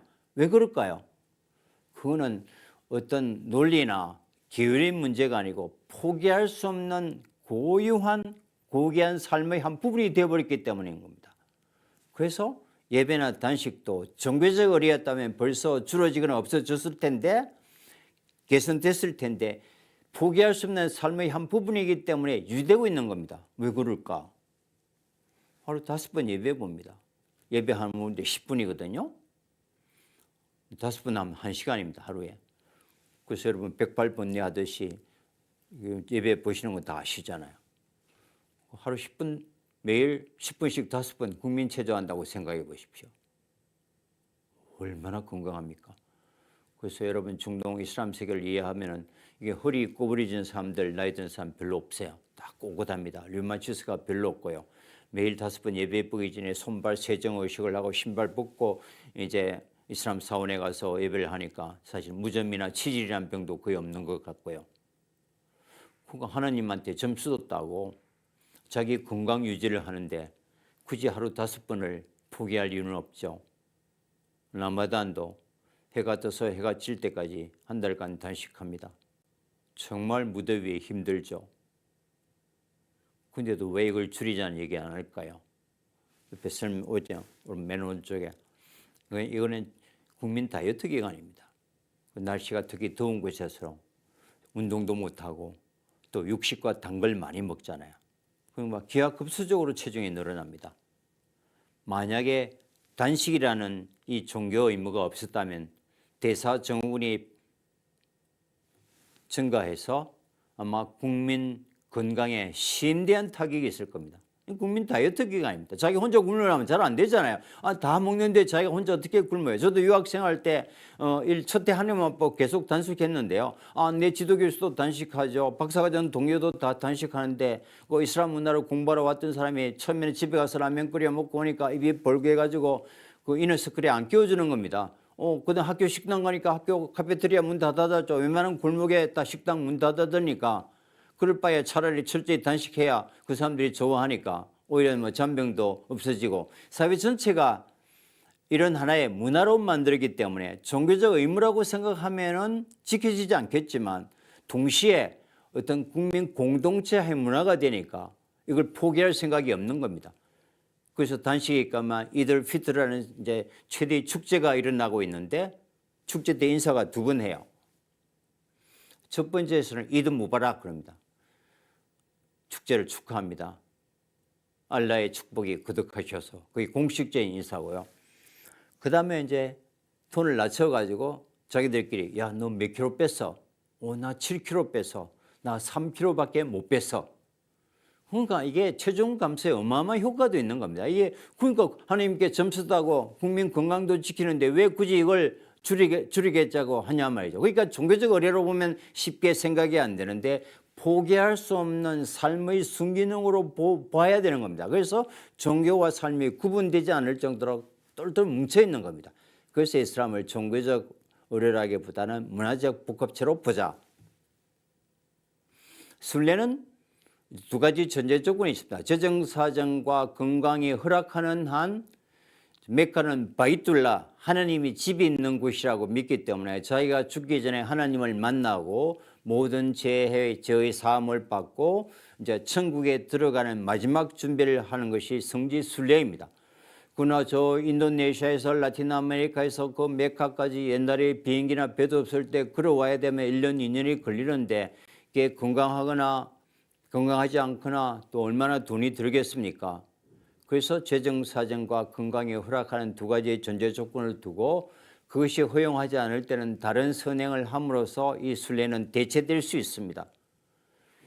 천신만고 끝에 평생을 순례를 하기 위해서 이제 괴를 붓고 돈을 모아서 오면은 돌아갈 차비까지는 마련을 못해요. 우선 하나님을 만나는 게 급하니까 우선 편도만 해서 갑니다. 그럼 바리바리 자기 토산품이라고 짐지고 가면은 거기서 교육을 내서 오는 차비도 만들어 놓고 와야 돼요. 지금도 매년 300만 명이 모이잖아요. 옛날에도 그랬습니다. 이게 인류 최초의 엑스포입니다. 전 세계 꼴짜기에서 사람들이 다 모이니까 각국의 토산물을 하고 거대한 교육시장이 이루어지고 그곳에서 온갖 지구촌의 끝에 있는 정보가 교환되는 텔레커뮤니케이션의 혁명입니다. 이게 엑스포의 시장입니다. 시작이고요. 그래서 사우디가 석유가 나기 전까지 사우디의 국보의 원천이 바로 관광 수입이었습니다. 바로 성지순례 수입이죠. 사우디가 지금 현재 2030 사우디 비전을 준비하면서 두 번째, 세 번째 프라이오리티 아젠다에 사우디가 관광대국으로 거듭나겠다. 이렇게 되시면 우리 깜짝 놀라잖아요. 사우디에 뭐 보여줄 게 있어서 관광대국이 탑 프라이오리티 아젠다에 끼워 넣었나. 바로 원래 사우디는 관광대국이었습니다. 예배는 보는 장면. 저 메카의 순례 장면인데요. 어떻게 저렇게 일사불란하게 줄을 설까요? 예배 볼 때는요. 앞에 열이 채워져야 두 번째 열이 만들어집니다. 앞에 열이 한 사람에도 공간에 있으면 두 번째 열이 만들어질 수는 없어요. 그러니까 그 왕이 술탄이 늦게 와가지고 앞줄에 쓸 수 없는 겁니다. 꽉 채워져 있기 때문에. 거지나 평민이나 왕들이 한 줄에서 예배를 볼 수 있는 이 평등의식을 예배를 통해서 실천하는 겁니다. 그럼 어떻게 예를 잘 쓰냐? 물론 밑에 라인도 그어져 있습니다만은 예배 볼 때는 오른쪽, 왼쪽, 옆 사람과의 좌우를 보면서 어깨와 어깨를 맞대야 됩니다. 어깨 사이가 떨어지면 공간이 생기잖아요. 이 공간은 바로 사탄의 통로가 돼서 예배가 무효가 됩니다. 그래서 일사불란하게 열이 만들어지는 겁니다. 그 예배 끝나면 이제 오른쪽에 있는 천사, 왼쪽에 있는 기록의 천사를 향해서 아슬람 말라이쿰, 아슬람 말라이쿰 이게 인증샷 찍는 겁니다. 내 예배 봐서 잘 기록해줘. 이 기록의 장부가 최후의 심판일 날 이제 알라 절대자 앞에 불려가서 이게 이제 심판받는 자료를 쓰기 때문에 그러니까 이거는 남에게 보여주기 위한 의뢰를 할 필요가 없는 겁니다. 왜냐하면 하나님이 전지전능하고 천사가 일일이 기록하기 때문에 자기와 자기의 투쟁입니다. 철저히 자기 절제와 자기 투쟁을 주는 게다. 오로지 절대자에게만 책임을 지는 어떤 중대자도 통하지 않기 때문에 이제 이런 그 예배나 단식이 아직까지도 이제 뭐라 그럴까 줄어지지 않고 유지되고 있는 또 다른 하나의 비결이 아닌가 싶고요. 그 다음에 5가지 계율 중에서도 마지막으로는 6가지 믿음이 있습니다. 하나님을 믿는다. 알라라는 것은 아랍어로 알라, 영어로는 대문자 갓, 구교에서 가톨릭에서는 하나님, 개신교에서는 하나님, 중국말로 천주. 그리고 구약성에 나타나는 모든 선지자 이름이 이슬람 사람들이 지금 이 시각 그대로 이름으로 쓰고 있습니다. 아담 그대로 아담이고요. 아브라함은 이브라임이고, 이스마엘은 이스마엘이고, 모세는 무사고, 노아는 누우고, 야곱은 야굽이고, 예수님은 이사고, 무함마드는 무함마드고. 그러니까 구약성의 모든 선지자를 받아들인다는 것이 일반 일상의 이름에서 쓰고 있습니다. 그래서 이제 구약과 시편과 신약의 내용 전체를 믿지 않지만 그 존재를 다 믿고 일부 내용을 받아들였다. 그 성경에 나오는 거의 대부분의 천사들도 똑같이 그 안에서 인정되고 역할도 비슷합니다. 최후의 심판을 믿고 모든 우주 삼라만상의 법칙과 인간이 죽고 사는 생로병사가 자신의 의지가 아니고 신이 정해준 법칙에 따른다는 정명사상, 이런 것도 다른 일신교와 크게 다르지 않다.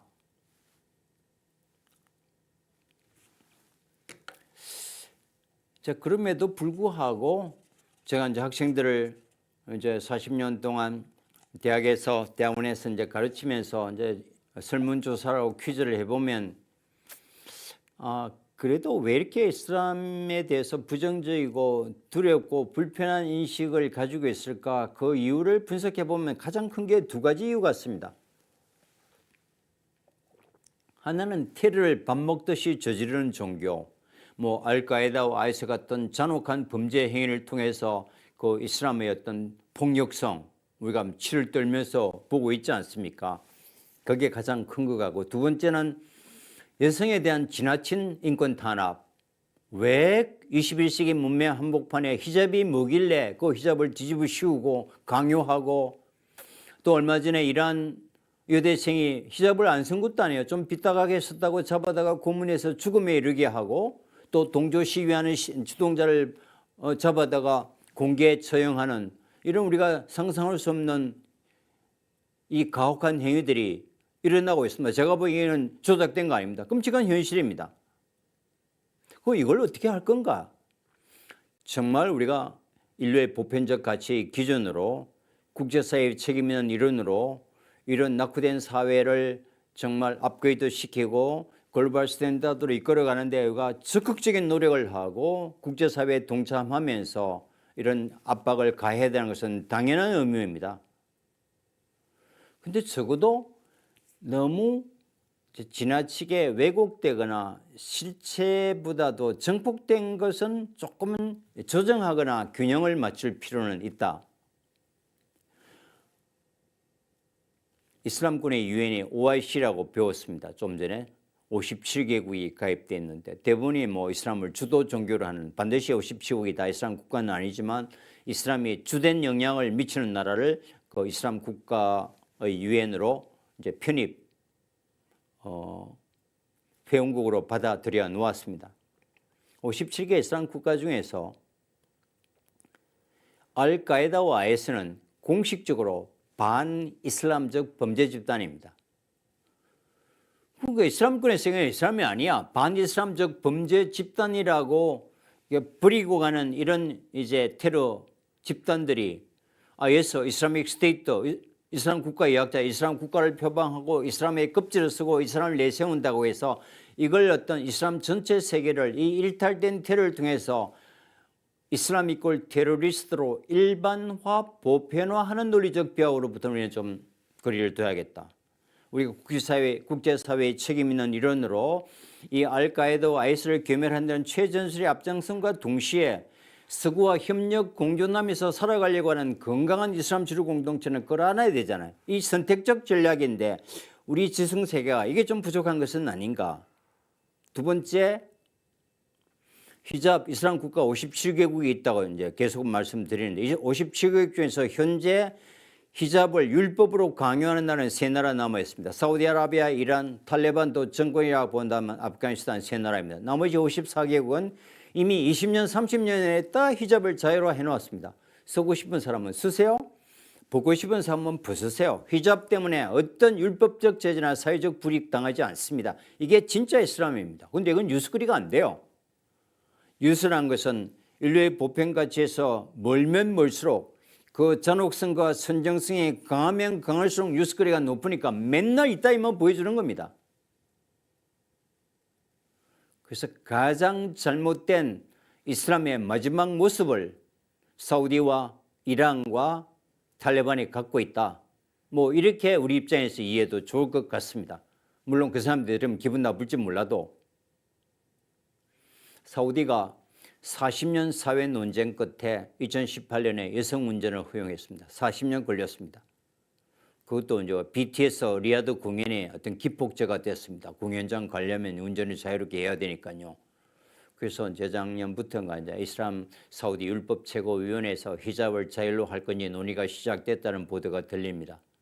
아마 지금 이 젊은 왕세자가 개혁 개방을 하고 있지만 아직도 이제 아버지 왕세들이 살아 있기 때문에 이제 아버지가 살아 계실 동안에 어떤 개혁적인 변화를 시도하기는 쉽지 않아 보입니다만 모든 준비를 하고 있을 것 같습니다.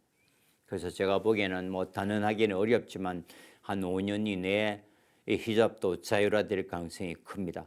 사우디가 히잡을 자율화하면 경쟁 관계 있는 이란도 히잡을 풀지 않을 수 없을 거고, 그러면 이슬람의 종주국이자 큰 형인 사우디가 히잡을 풀었는데 탈레반이 고집할 수가 없을 겁니다.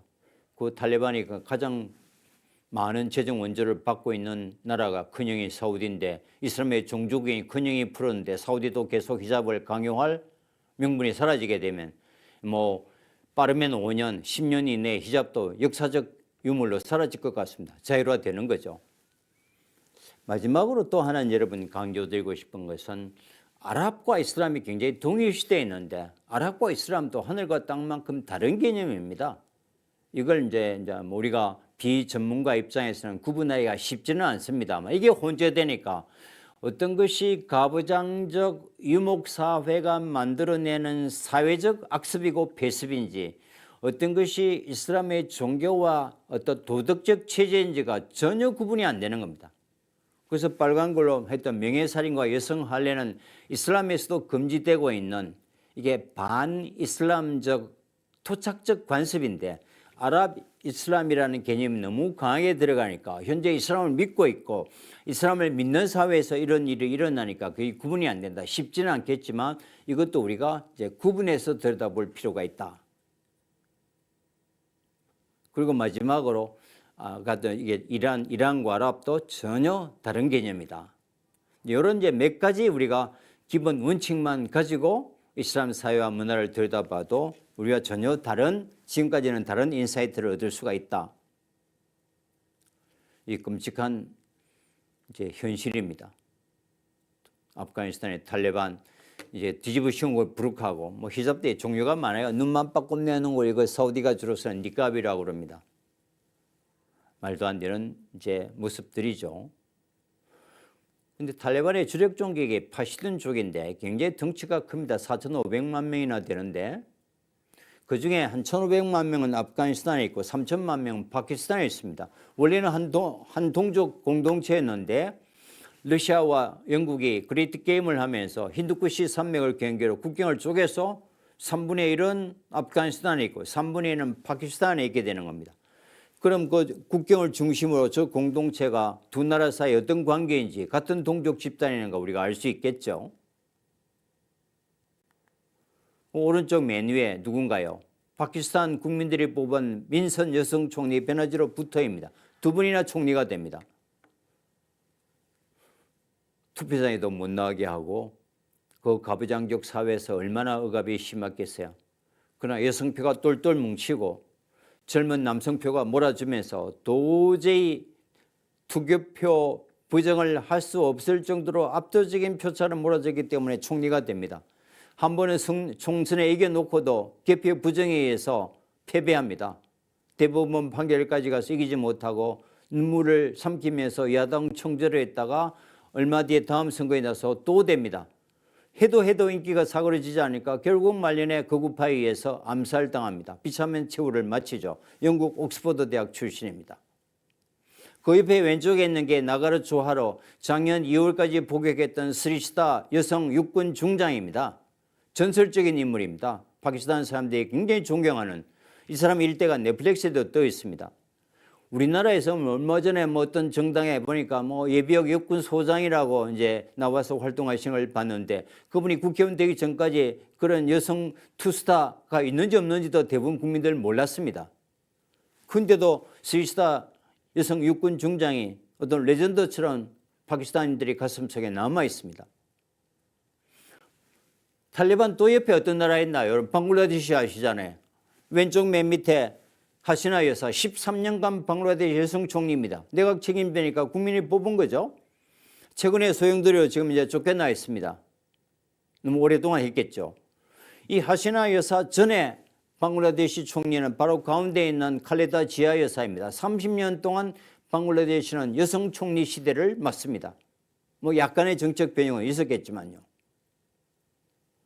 위에 왼쪽에서 두 번째 여성 쉬린 차두리, 이 시각 방글라데시 국회의장입니다. 지역구에서 당선된 국회의원이 여성 국회의원이 10%좀 된대요. 우리나라보다 많습니다. 국회의장은 국회의원이 뽑잖아요. 그래서 왼쪽에 있는 남성이 집권당 대표로 저분이 다 국회의장이 될 거라고 예측되어 왔는데 내막은 잘 모르겠습니다. 정치 부패 스캔들로 인기가 없었나 봅니다. 그러니까 무기명 투표함을 열어보니까 쉬린 차두리 여성 국회의원이 더 많은 표를 얻은 겁니다. 그래서 국회의장이 되고 차점자인 저 남성은 이 시각 국회 부의장입니다. 그래서 방글라데시는 세계 초유로 행정부 수반도 민선 여성 총리, 입법부 수장도 민선 국회의장이라는 초유 사태를 만들어냅니다. 미국 여성 대통령 못 나왔잖아요. 우리나라 여성 국회의장 후보도 아직 못 냈습니다. 그런데 탈레반과 이웃해서 같은 종교, 같은 종파, 같은 부족 전통을 공유하는 나라에서 좌우로 이런 여성에 대한 사회 참여나 정치적인 성공이 밥 먹듯이 일어난다면, 만약에 꾸란에 유산 율법서에 단 한 줄이라도 여성의 사회 참여를 제한하고 여성이 국가 원수가 될 수 없다는 비슷한 조항만 있어도 있을 수 없는 일입니다. 결국 이 문제는 이슬람 율법의 문제라기보다는 그걸 재해석하는 민도, 교육률, 경제력, 여성의 인식의 문제가 본질이다. 따라서 이 탈레반 놈들이 아이들을 학교로 안 보내잖아요. 여러분이 의아하게 생각하시잖아요. 아니 학교 보낸 것하고 정권 유지하고 무슨 상관이 있는데, 절대적으로 연관이 있습니다. 아이들이 학교 가서 글을 지어서 고단을 배우면 우리의 하나님의 경전에 그런 말씀이 어디 있나? 정권이 무너지는 겁니다. 그래서 학교를 안 보내는 겁니다. 그래서 이런 정말 상상할 수 없는 이 파행적, 반이슬람적, 이 기형적 태도를 이게 이슬람과 일치화시키고 일반화 보편화하는 것은 너무 지나친 실체적 왜곡이다. 그것도 전혀 무관하다라고 우리가 이해할 수는 이제 없겠지만요. 이제 한 5분 이내에 이제 정리하고 여러분 이제 질문을 이제 받을 텐데요. 여기서 이제 하나, 여러분이 이제 앞으로 이제 중앙박물관에서 이슬람관이 만들어지면 그 가장 이제 유물이나 이슬람 문화 예술들을 감상하게 될 텐데, 하나의 우리가 방정식을 잘 이해하시면 아주 쉽게 보입니다. 이슬람이란 문명은 메카라는 건조한 곳에서 문명의 하부 구조가 축적되지 않는 곳에서 어떤 종교적인 우월감, 어떤 군사적인 역동성, 이제 이런 단단한 외관의 용광로를 만들어줬지만, 이게 지속 가능성을 가지기 위해서는 용광로의 콘텐츠가 풍성하게 움직여야 되는데 그게 없잖아요. 그래서 이슬람 문화의 특징은 동으로 서로 지배한, 점령한 토착 문화를 온몸으로 주워 담습니다. 그래서 이슬람 문화의 특징을 한마디로 얘기하면 완벽한 융합 문명입니다. 원래 자기게 별로 없는 거죠.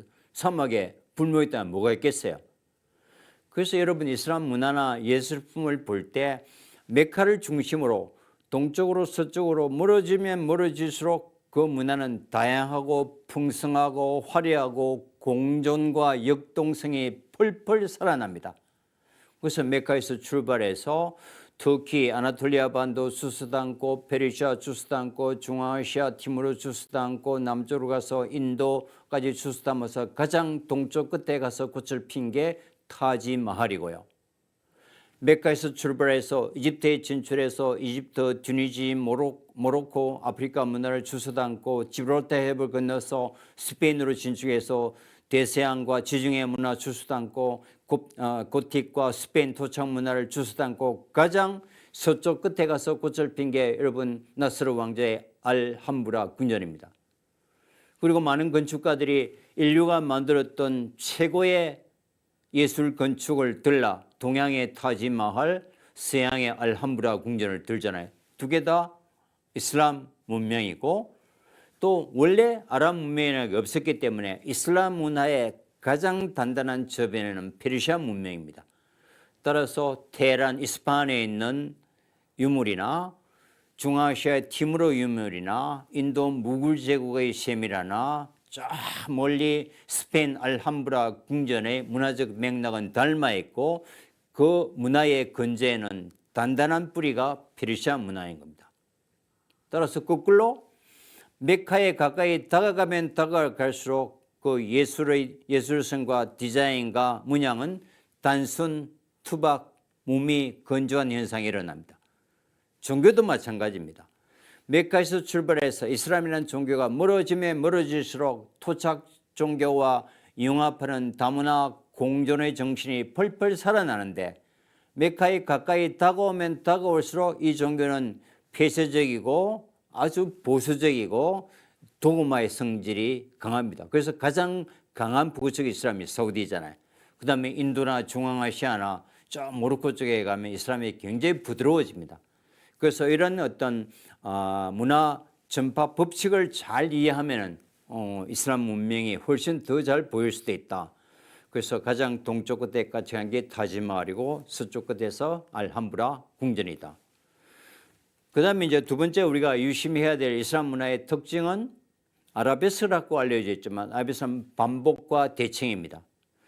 동물과 살아있는 사람을 그리는 것은 우상 숭배 금지라고 하는 이슬람의 절대 금기에 묶여있기 때문에 사람과 동물을 잘 쓰지 않습니다.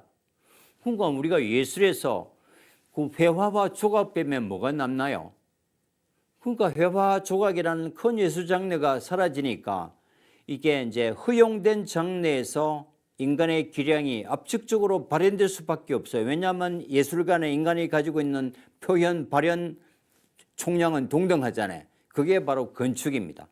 천정도, 벽면도, 바닥도 다 무한의 캔버스잖아요.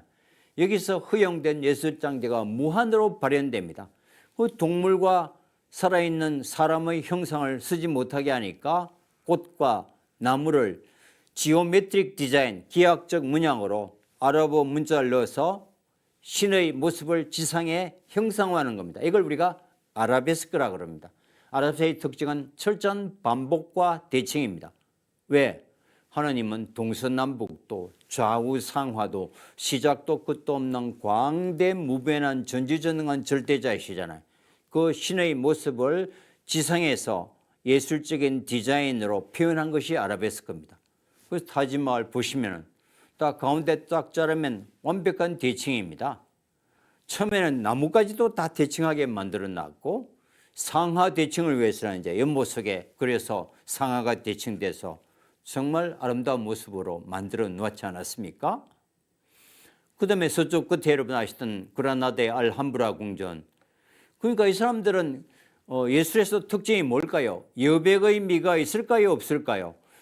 회화 조각이라는 어마어마하게 큰 조각을 못하게 막아놨는데 허용된 장르에서는 압축적으로 발현하니까 어떻게 여백의 미를 남겨놓아요? 그냥 숨 막히듯이 정말 1mm의 틈도 없이 채우는 겁니다.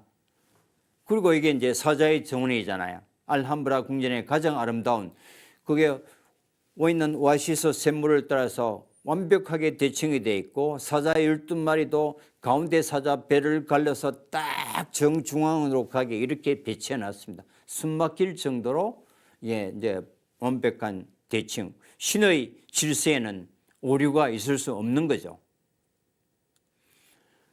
그래서 이제 고르도바 이슬람이 800년 지배했던 고르도바에도 이 아치 속에 붉은 타일을 넣어서 정말 아름답게 꾸미잖아요. 이건 뭘처럼 보이나요?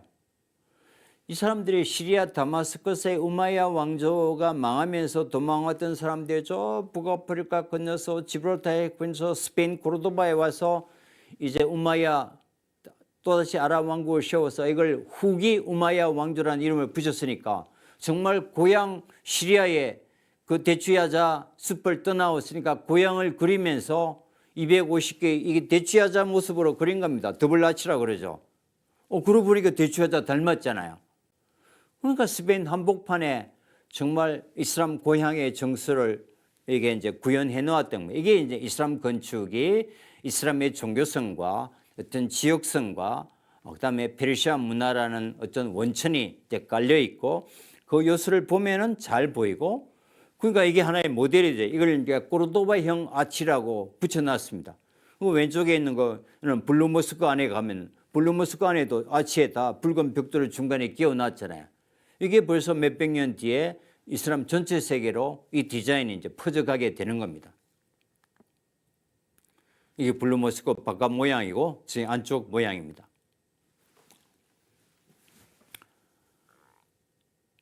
그래서 뭐 코란에서 본 아름다움이란 것은 Allah is beautiful, He loves beauty. 알라 자체가 아름다운 것이다. 그 다음에 하나님은 아름다움을 사랑하신다. 그래서 알라의 예술성이란 것은 모든 피조물을 완벽한 지시 속에 배치한 것이고 그것이 가장 아름다운 것이고 그 아름다운 것은 그 신의 것이기 때문에 따라서 모든 신의 피조물은 아름답다. 그리고 이슬람 예술에서 보는 진정한 아름다움은 세 가지입니다. 외적인 균형, 두 번째는 이너 뷰티입니다. 내적인 아름다움, 더 중요한 것은 영적인 고결함입니다. 신을 향한 고운 마음. 이 세 가지가 합해졌을 때 그는 비로소 진정한 미다. 이게 이제 이슬람 예술에서 바라보는 미의 이제 속성입니다. 그래서 모든 예술은 어떤 신학적 프레임과 밀접한 관련이 있습니다. 인간의 이성을 흐리게 감각적 표현은 금기, 하람이다. 그 다음에 그 신의 목소리를 지어낸 것은 음악이고 신의 모습을 형상한 것은 아라베스크고 그 다음에 신의 거주지를 꾸미는 이런 건축이 모스크고 신의 모습을 상상해내는 것이 마블링이라고 부르고 신을 공간에 장식하는 것이 공예와 유리다. 그래서 모든 이런 예술과 문화는 그 신이 규정한 어떤 틀과 밀접한 관련이 있다. 그 1000년 동안 세계 최고 수준의 문명과 과학의 아랍 르네상스를 이룩했다는데 과연 그런 게 있을까? 그래서 여러분들을 위해서 중세 1000년의 이슬람 예술을 한 페이지로 정리해 왔습니다. 제 강의 들으신 분들은 복습을 하시겠습니다만 오른쪽으로 영어로 표현된 단어들의 어원이 다 이슬람 용어고 저 제품이 맨 먼저 사용된 것도 이슬람권입니다. 믿으시죠? 이미 우리의 일상적인 삶 속에 깊숙하게 이문한 체화에서 들어와 있습니다. 여러분 매일 커피 마시지만 커피라는 단어가 아랍어입니다. 인류가 처음으로 이 커피를 음용하게 된 아랍이고 이게 수피 수도사들이 이슬람 수도사들이 밤새 기도하면서 명상하기 위해서 커피 음료가 같이 따라가는 겁니다. 예멘 모카 지방에서. 그리고 이걸 카페문화를 만들어서 유럽에 전해진 것도 이스탄불을 중심으로 한 중동인데 커피야말로 지금 유럽 문화의 아이콘처럼 느껴지잖아요. 이런 어마어마한 천년의 중세 이슬람 문명이 이슬람이 800년 지배하고 있던 스페인의 톨레도와 261년간 이슬람이 지배한 스페인의 시칠리아, 이탈리아의 시칠리아를 통해서 로마와 피렌체에 전해짐으로써 유럽의 르네상스가 일어난 꽃을 피게 되는 겁니다. 이걸 우리는 산업혁명과 과학시대를 거쳐 유럽을 통해서 받아들였기 때문에 유럽 문명의 서성이고 유럽 문명의 뿌리 역할을 했던 이슬람 과학과 문명에 대해서는 우리가 제대로 들여다볼 기회나 이런 어떤 채널이 없었던 거죠. 지금 4차 산업혁명 난립니다. AI 만날 수도 없고 따라가려니까 힘듭니다. 저는 인문학자로서는. 그러니까 4차 산업혁명의 빅데이터고 빅데이터로 움직이는 건 알고리즘입니다. 여러분 어느 식당에 가면 다음에 어느 식당 갈지도 알고리즘이 다 가르쳐 주잖아요. 완전히 노출되어 있습니다. 알고리즘 알아봅니다. 알고리즘이란 것은 10세기 이 연산법을 발명한 수학자 이름입니다. 알고라즘이라는 수학자가 이 법칙을 발명해서 알고라즘이가 발명했다고 알고리즘이 됐습니다. 사람 이름이 학문 명칭이 됐죠. 이분이 만들었던 또 다른 업적이 여러분 대수학 영어로 뭐라고 그래요? 엘지브라 같은 분의 업적입니다. 그냥 지나가는 수준이 아닙니다. 이 완벽한 법칙을 만들어 놓았기 때문에 천년이 지난 오늘날 이걸 기초로 비로소 우리가 4차 산업혁명을 준비하고 있으니까 이 문명의 수준이 그냥 대충의 수준이 아니라는 걸 우리가 충분히 알 수 있고요. 어마어마한 영향을 끼칩니다. 학문 용어만 볼게요. 일단 영어로 할게요. 천문학, 어스트로노미, 케미스트리, 화학, 어스트롤로지, 연금술, 알케미, 대수학, 엘지브라, 물리학, 피직스, 연산법, 알고리즘 영어로 한 게 여기 그대로 알아봅니다. 현대학문에서 이것 빼면 뭐 있나요? 그래서 우리가 이제 70년 이후 석유, 테러, 건설을 통해서만 우리가 이슬람 문화를 20세기 현상학적 내용을 그것도 적대적 이해 당사자인 서구 중심의 정보와 뉴스와 교과서를 통해서만 우리가 배워왔다면 이제 지구촌 4분의 1에 대한 문화를 이제 왜곡된 서구의 시선이 아니라 내가 세상의 중심이 돼서 우리의 눈으로 어떤 독자적인 인식 체계로 바라볼 수는 없을까? 이게 이제 우리가 지식사회가 해야 될 일이고 그런 면에서 우리가 중앙박물관에서 개최하는 이슬람 문명 전시는 우리가 잃어버리고 잊어버렸던 그 문명의 하부 구조를 들여다볼 수 있는 면에서 굉장히 좋은 계기가 되지 않을까 뭐 이렇게 말씀드리고 마지막으로 이제 한 페이지는 그럼 우리와 무슨 관계가 있는데 이 300만 권의 필사본 중에서 여기는 이제 자료를 할 때까지 23권의 필사본인데 그 이후에 추가로 발견돼서 지금 35권의 아랍어 페르시아로 기술된 필사본에서 신라, 고려, 조선 초기 내용이 확인돼서 지금 학계 발표가 됐고 우리 학자들에게도 지금 이제 소개가 되고 있습니다. 신라를 6개의 섬으로 묘사한 것은 항저라는 배를 통해서 흑산도를 통해서 대한해협을 따라서 울산을 통해서 이제 경주로 왔던 게 확인이 됐고 일관되게 모든 기록들이 지산 낙원이자 유토피아로 코리아를 묘사하고 있고 금이 많고 사람이 살기 좋은 것이다. 마지막으로 많은 아랍 무슬림들이 한반도에 영구 정착해서 떠나지 않는다. 그러니까 역사에 기록을 남기고 있는 최초의 다문화 흔적이기도 한 것 같습니다. 이러면 사실은 우리가 서구의 어떤 문화권보다도 1200년 가까이 오랜 역사적 접촉과 문화적 교류가 있어 왔다는 것을 우리가 이해할 수 있습니다. 최근에는 제가 15년 동안 집중적으로 이제 천적하고 있는 연구가 쿠시나메입니다. 고대 페르시아 구전 서사시인데요. 사산조 페르시아의 마지막 왕자인 마지막 왕자가 중국에 망명해 있다가 다시 신라로 와서 이제 신라 화랑도에게 신무기 기술을 가르쳐주고 폴로 경기도 가르쳐주고 삼국 통일에 혁혁한 공헌을 세웁니다. 그 공적을 인정받아서 삼한 통일 이후에 신라 공주와 결혼해서 안착해 살다가 부마가 되는 거죠. 신라 왕에게 간청해서 신라 왕이 마련해준 배편을 타고 해상 실크를 따라서 페르시아로 돌아갑니다. 고토 회복에는 실패했지만 카스피해 쪽에 있는 아모리라는 조그만 산악지대에서 은둔 왕국을 세우고 그때 신라 공주를 데려갑니다. 신라에 있었던 일을 기록한 겁니다. 신라의 기후, 지리, 산물, 궁중어의 음식에 대한 광범위한 기록을 남겼습니다. 그게 구전으로 내려오다가 11세기에 중국 종이가 보편화되면서 이란 샨 카이다르라는 학자가 이걸 체록해서 필사해 놓았습니다. 전체 820쪽 중에서 약 500쪽가량의 신라에 대한 내용입니다. 이걸 2009년 저희들이 영국 국립도서관 희귀문서실에서 한 3년의 노력 끝에 원본을 입수해서 15년간 영국, 이란, 미국, 한국 네 나라 학자들이 공동 해독 작업을 벌여서 영문으로 저게 이제 번역이 다 돼 있고 출간이 됐습니다. 미국에서.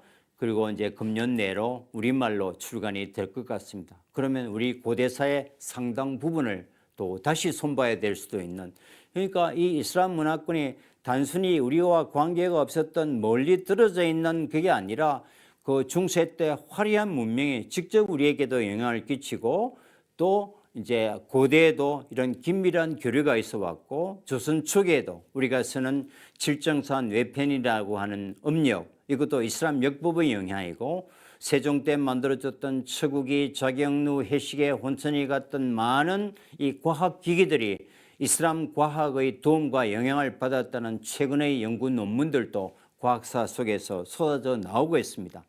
뭐 그런 면에서 지금까지 우리가 어떤 테러와 여성 인권 억압이라는 어떤 가장 부정적이고 극단적인 서구 중심의 뉴스 매체를 통해서만 바라보던 지역적 이슬람 문화를 우리 전시를 통해서 어떤 2000년의 거대한 문명의 하부구조, 특히 우리 문화의 관계 속에서 우리가 객관적이고 균형 있게 들여다본다면 지구촌 4분의 1이 어떤 문화적 협력 파트너로 들어올 수 있지 않을까, 뭐 이런 생각을 하게 되고, 또 이번 전시가 또 여러분들이 그 깊이 있는 이슬람 문명의 하부 구조를 들여다보는 좋은 문화적 인사이트 계기가 되기를 기대합니다. 여러분 첫 강의 경청해 주셔서 감사하고 2강부터 훌륭한 교수님들의 강의를 더 많이 경청해 주시기를 바랍니다. 감사합니다.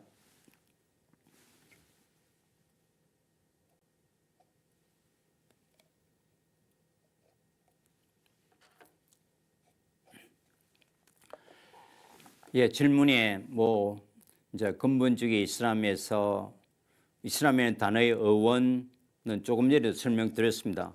알 이슬람이라는 것은 이슬람 자체는 살람에서 나왔기 때문에 평화라는 단어입니다. 히브리어의 샬롬과 같은 거고 예루살렘에서 한 살렘이 이슬람입니다. 그래서 이슬람이라는 어원은 자체는 평화이고 언어적 의미는 평화이고 신학적 의미는 복종입니다. 다시 말하면 그 이제 알라에 대한 절대적인 절대 복종을 통해서 내면의 평화와 지상의 평화를 추구한다. 이게 이제 이슬람의 근본적인 목표입니다. 뭐 실천되는 거 아닌가는 다른 문제고 이제 그런 근본적인 의무를 가지고 있다. 근본적인 이슬람에서 보면 역사적 사건에 대해서 종교적 기록이 아닌 역사적 기록에 기록한 예수의 죽음이 기독교에서는 부활이라는 개념으로 죽음을 인정하지만 이슬람에서는 예수의 동력력 탄생과 삶은 인정하는 데 비해서 죽음은 인정하지 않는데 이런 부분들이 궁금합니다. 이건 사실은 이제 신학적 문제이기 때문에 저희처럼 인류학자가 이 문제의 옳고 그름을 얘기하리라는 것은 굉장히 가당치 않고 또 신앙의 영역은 우리가 존중돼야 될 절대적 가치입니다. 이걸 어떤 역사적 사실을 통해서 어떤 신앙적 믿음의 옳고 그름을 판단하는 것은 저는 바람직한 방식이 아니라고 생각합니다. 다만 이제 예수님을 바라보는 관점이 이슬람에서는 어떤 관점이고 기독교에서는 어떤 관점인지 그 차이점을 우리가 이해하는 것만으로도 충분히 타종교에 대한 얘기를 되는 거고, 이게 옳다 그름을 저도 잘 모르겠고요. 그건 또 제가 신학 전공이 아니기 때문에. 다만 이슬람에서도 예수님을 일반 우리가 이미지와는 달리 특별한 탄생과 동정녀 마리아에서 예수님의 탄생을 인정하는 것은 비범한 일이잖아요. 그게 놀랍게도 코란에 인정되고 있다는 거, 또 최후의 심판이 되면 예수께서 재림하셔서 너희의 죄를 변호해 주리라라고 하는 믿음을 이제 다수 이슬람 학파가 믿고 있는 것도 저도 공부하면서 깜짝 놀랐습니다. 그래서 우리가 어떤 정치적 갈등 이런 이해관계를 벗어나서 순수한 교리만 놓고 본다면 기독교에 가장 가까운 종교 하나만 드시오. 저는 의심의 유죄비 이슬람교라고 봅니다. 왜냐하면 예수님을 인정하지 않고 혹세무민한 위선자로 보고 로마 빌라도를 압박해서 골고다에서 죽음을 유발했던 기독교와 유대교보다는 차마 예수님을 신 그 자체로는 받아들이지 못했지만 특별한 탄생과 이적 사실과 또 재림의 미션을 인정하는 기독교와 이슬람이 오히려 가까울 수 있습니다. 그런 제가 이제 인류학적에서 보면은 세계적으로 종교는 가까울수록 더 미워하는 것 같습니다. 이걸 우리가 이제 근친정오라는 표현도 쓰는데요. 그래서 우리가 다문화 다종교 사회에서는 조금이라도 같음을 통해서 공감을 넓혀 나가고 또 다름을 이해함으로써 우리가 오해와 오류를 줄여나가는 이게 지성의 태도가 아닌가 이렇게 다시 한번 강조드리고 싶습니다.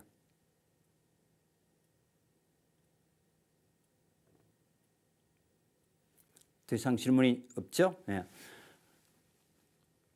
그럼 여러분 한 2시간 동안 많이 경청해 주셔서 감사하고 또 미진한 부분은 정말 제가 좋아하는 막강한 다른 강사님들이 계속 이제 2강에서부터 7강까지 기다리고 있으니까 또 그분들을 통해서 또 많은 질문, 인사이트 있는 그런 시간이 갖기를 기대합니다.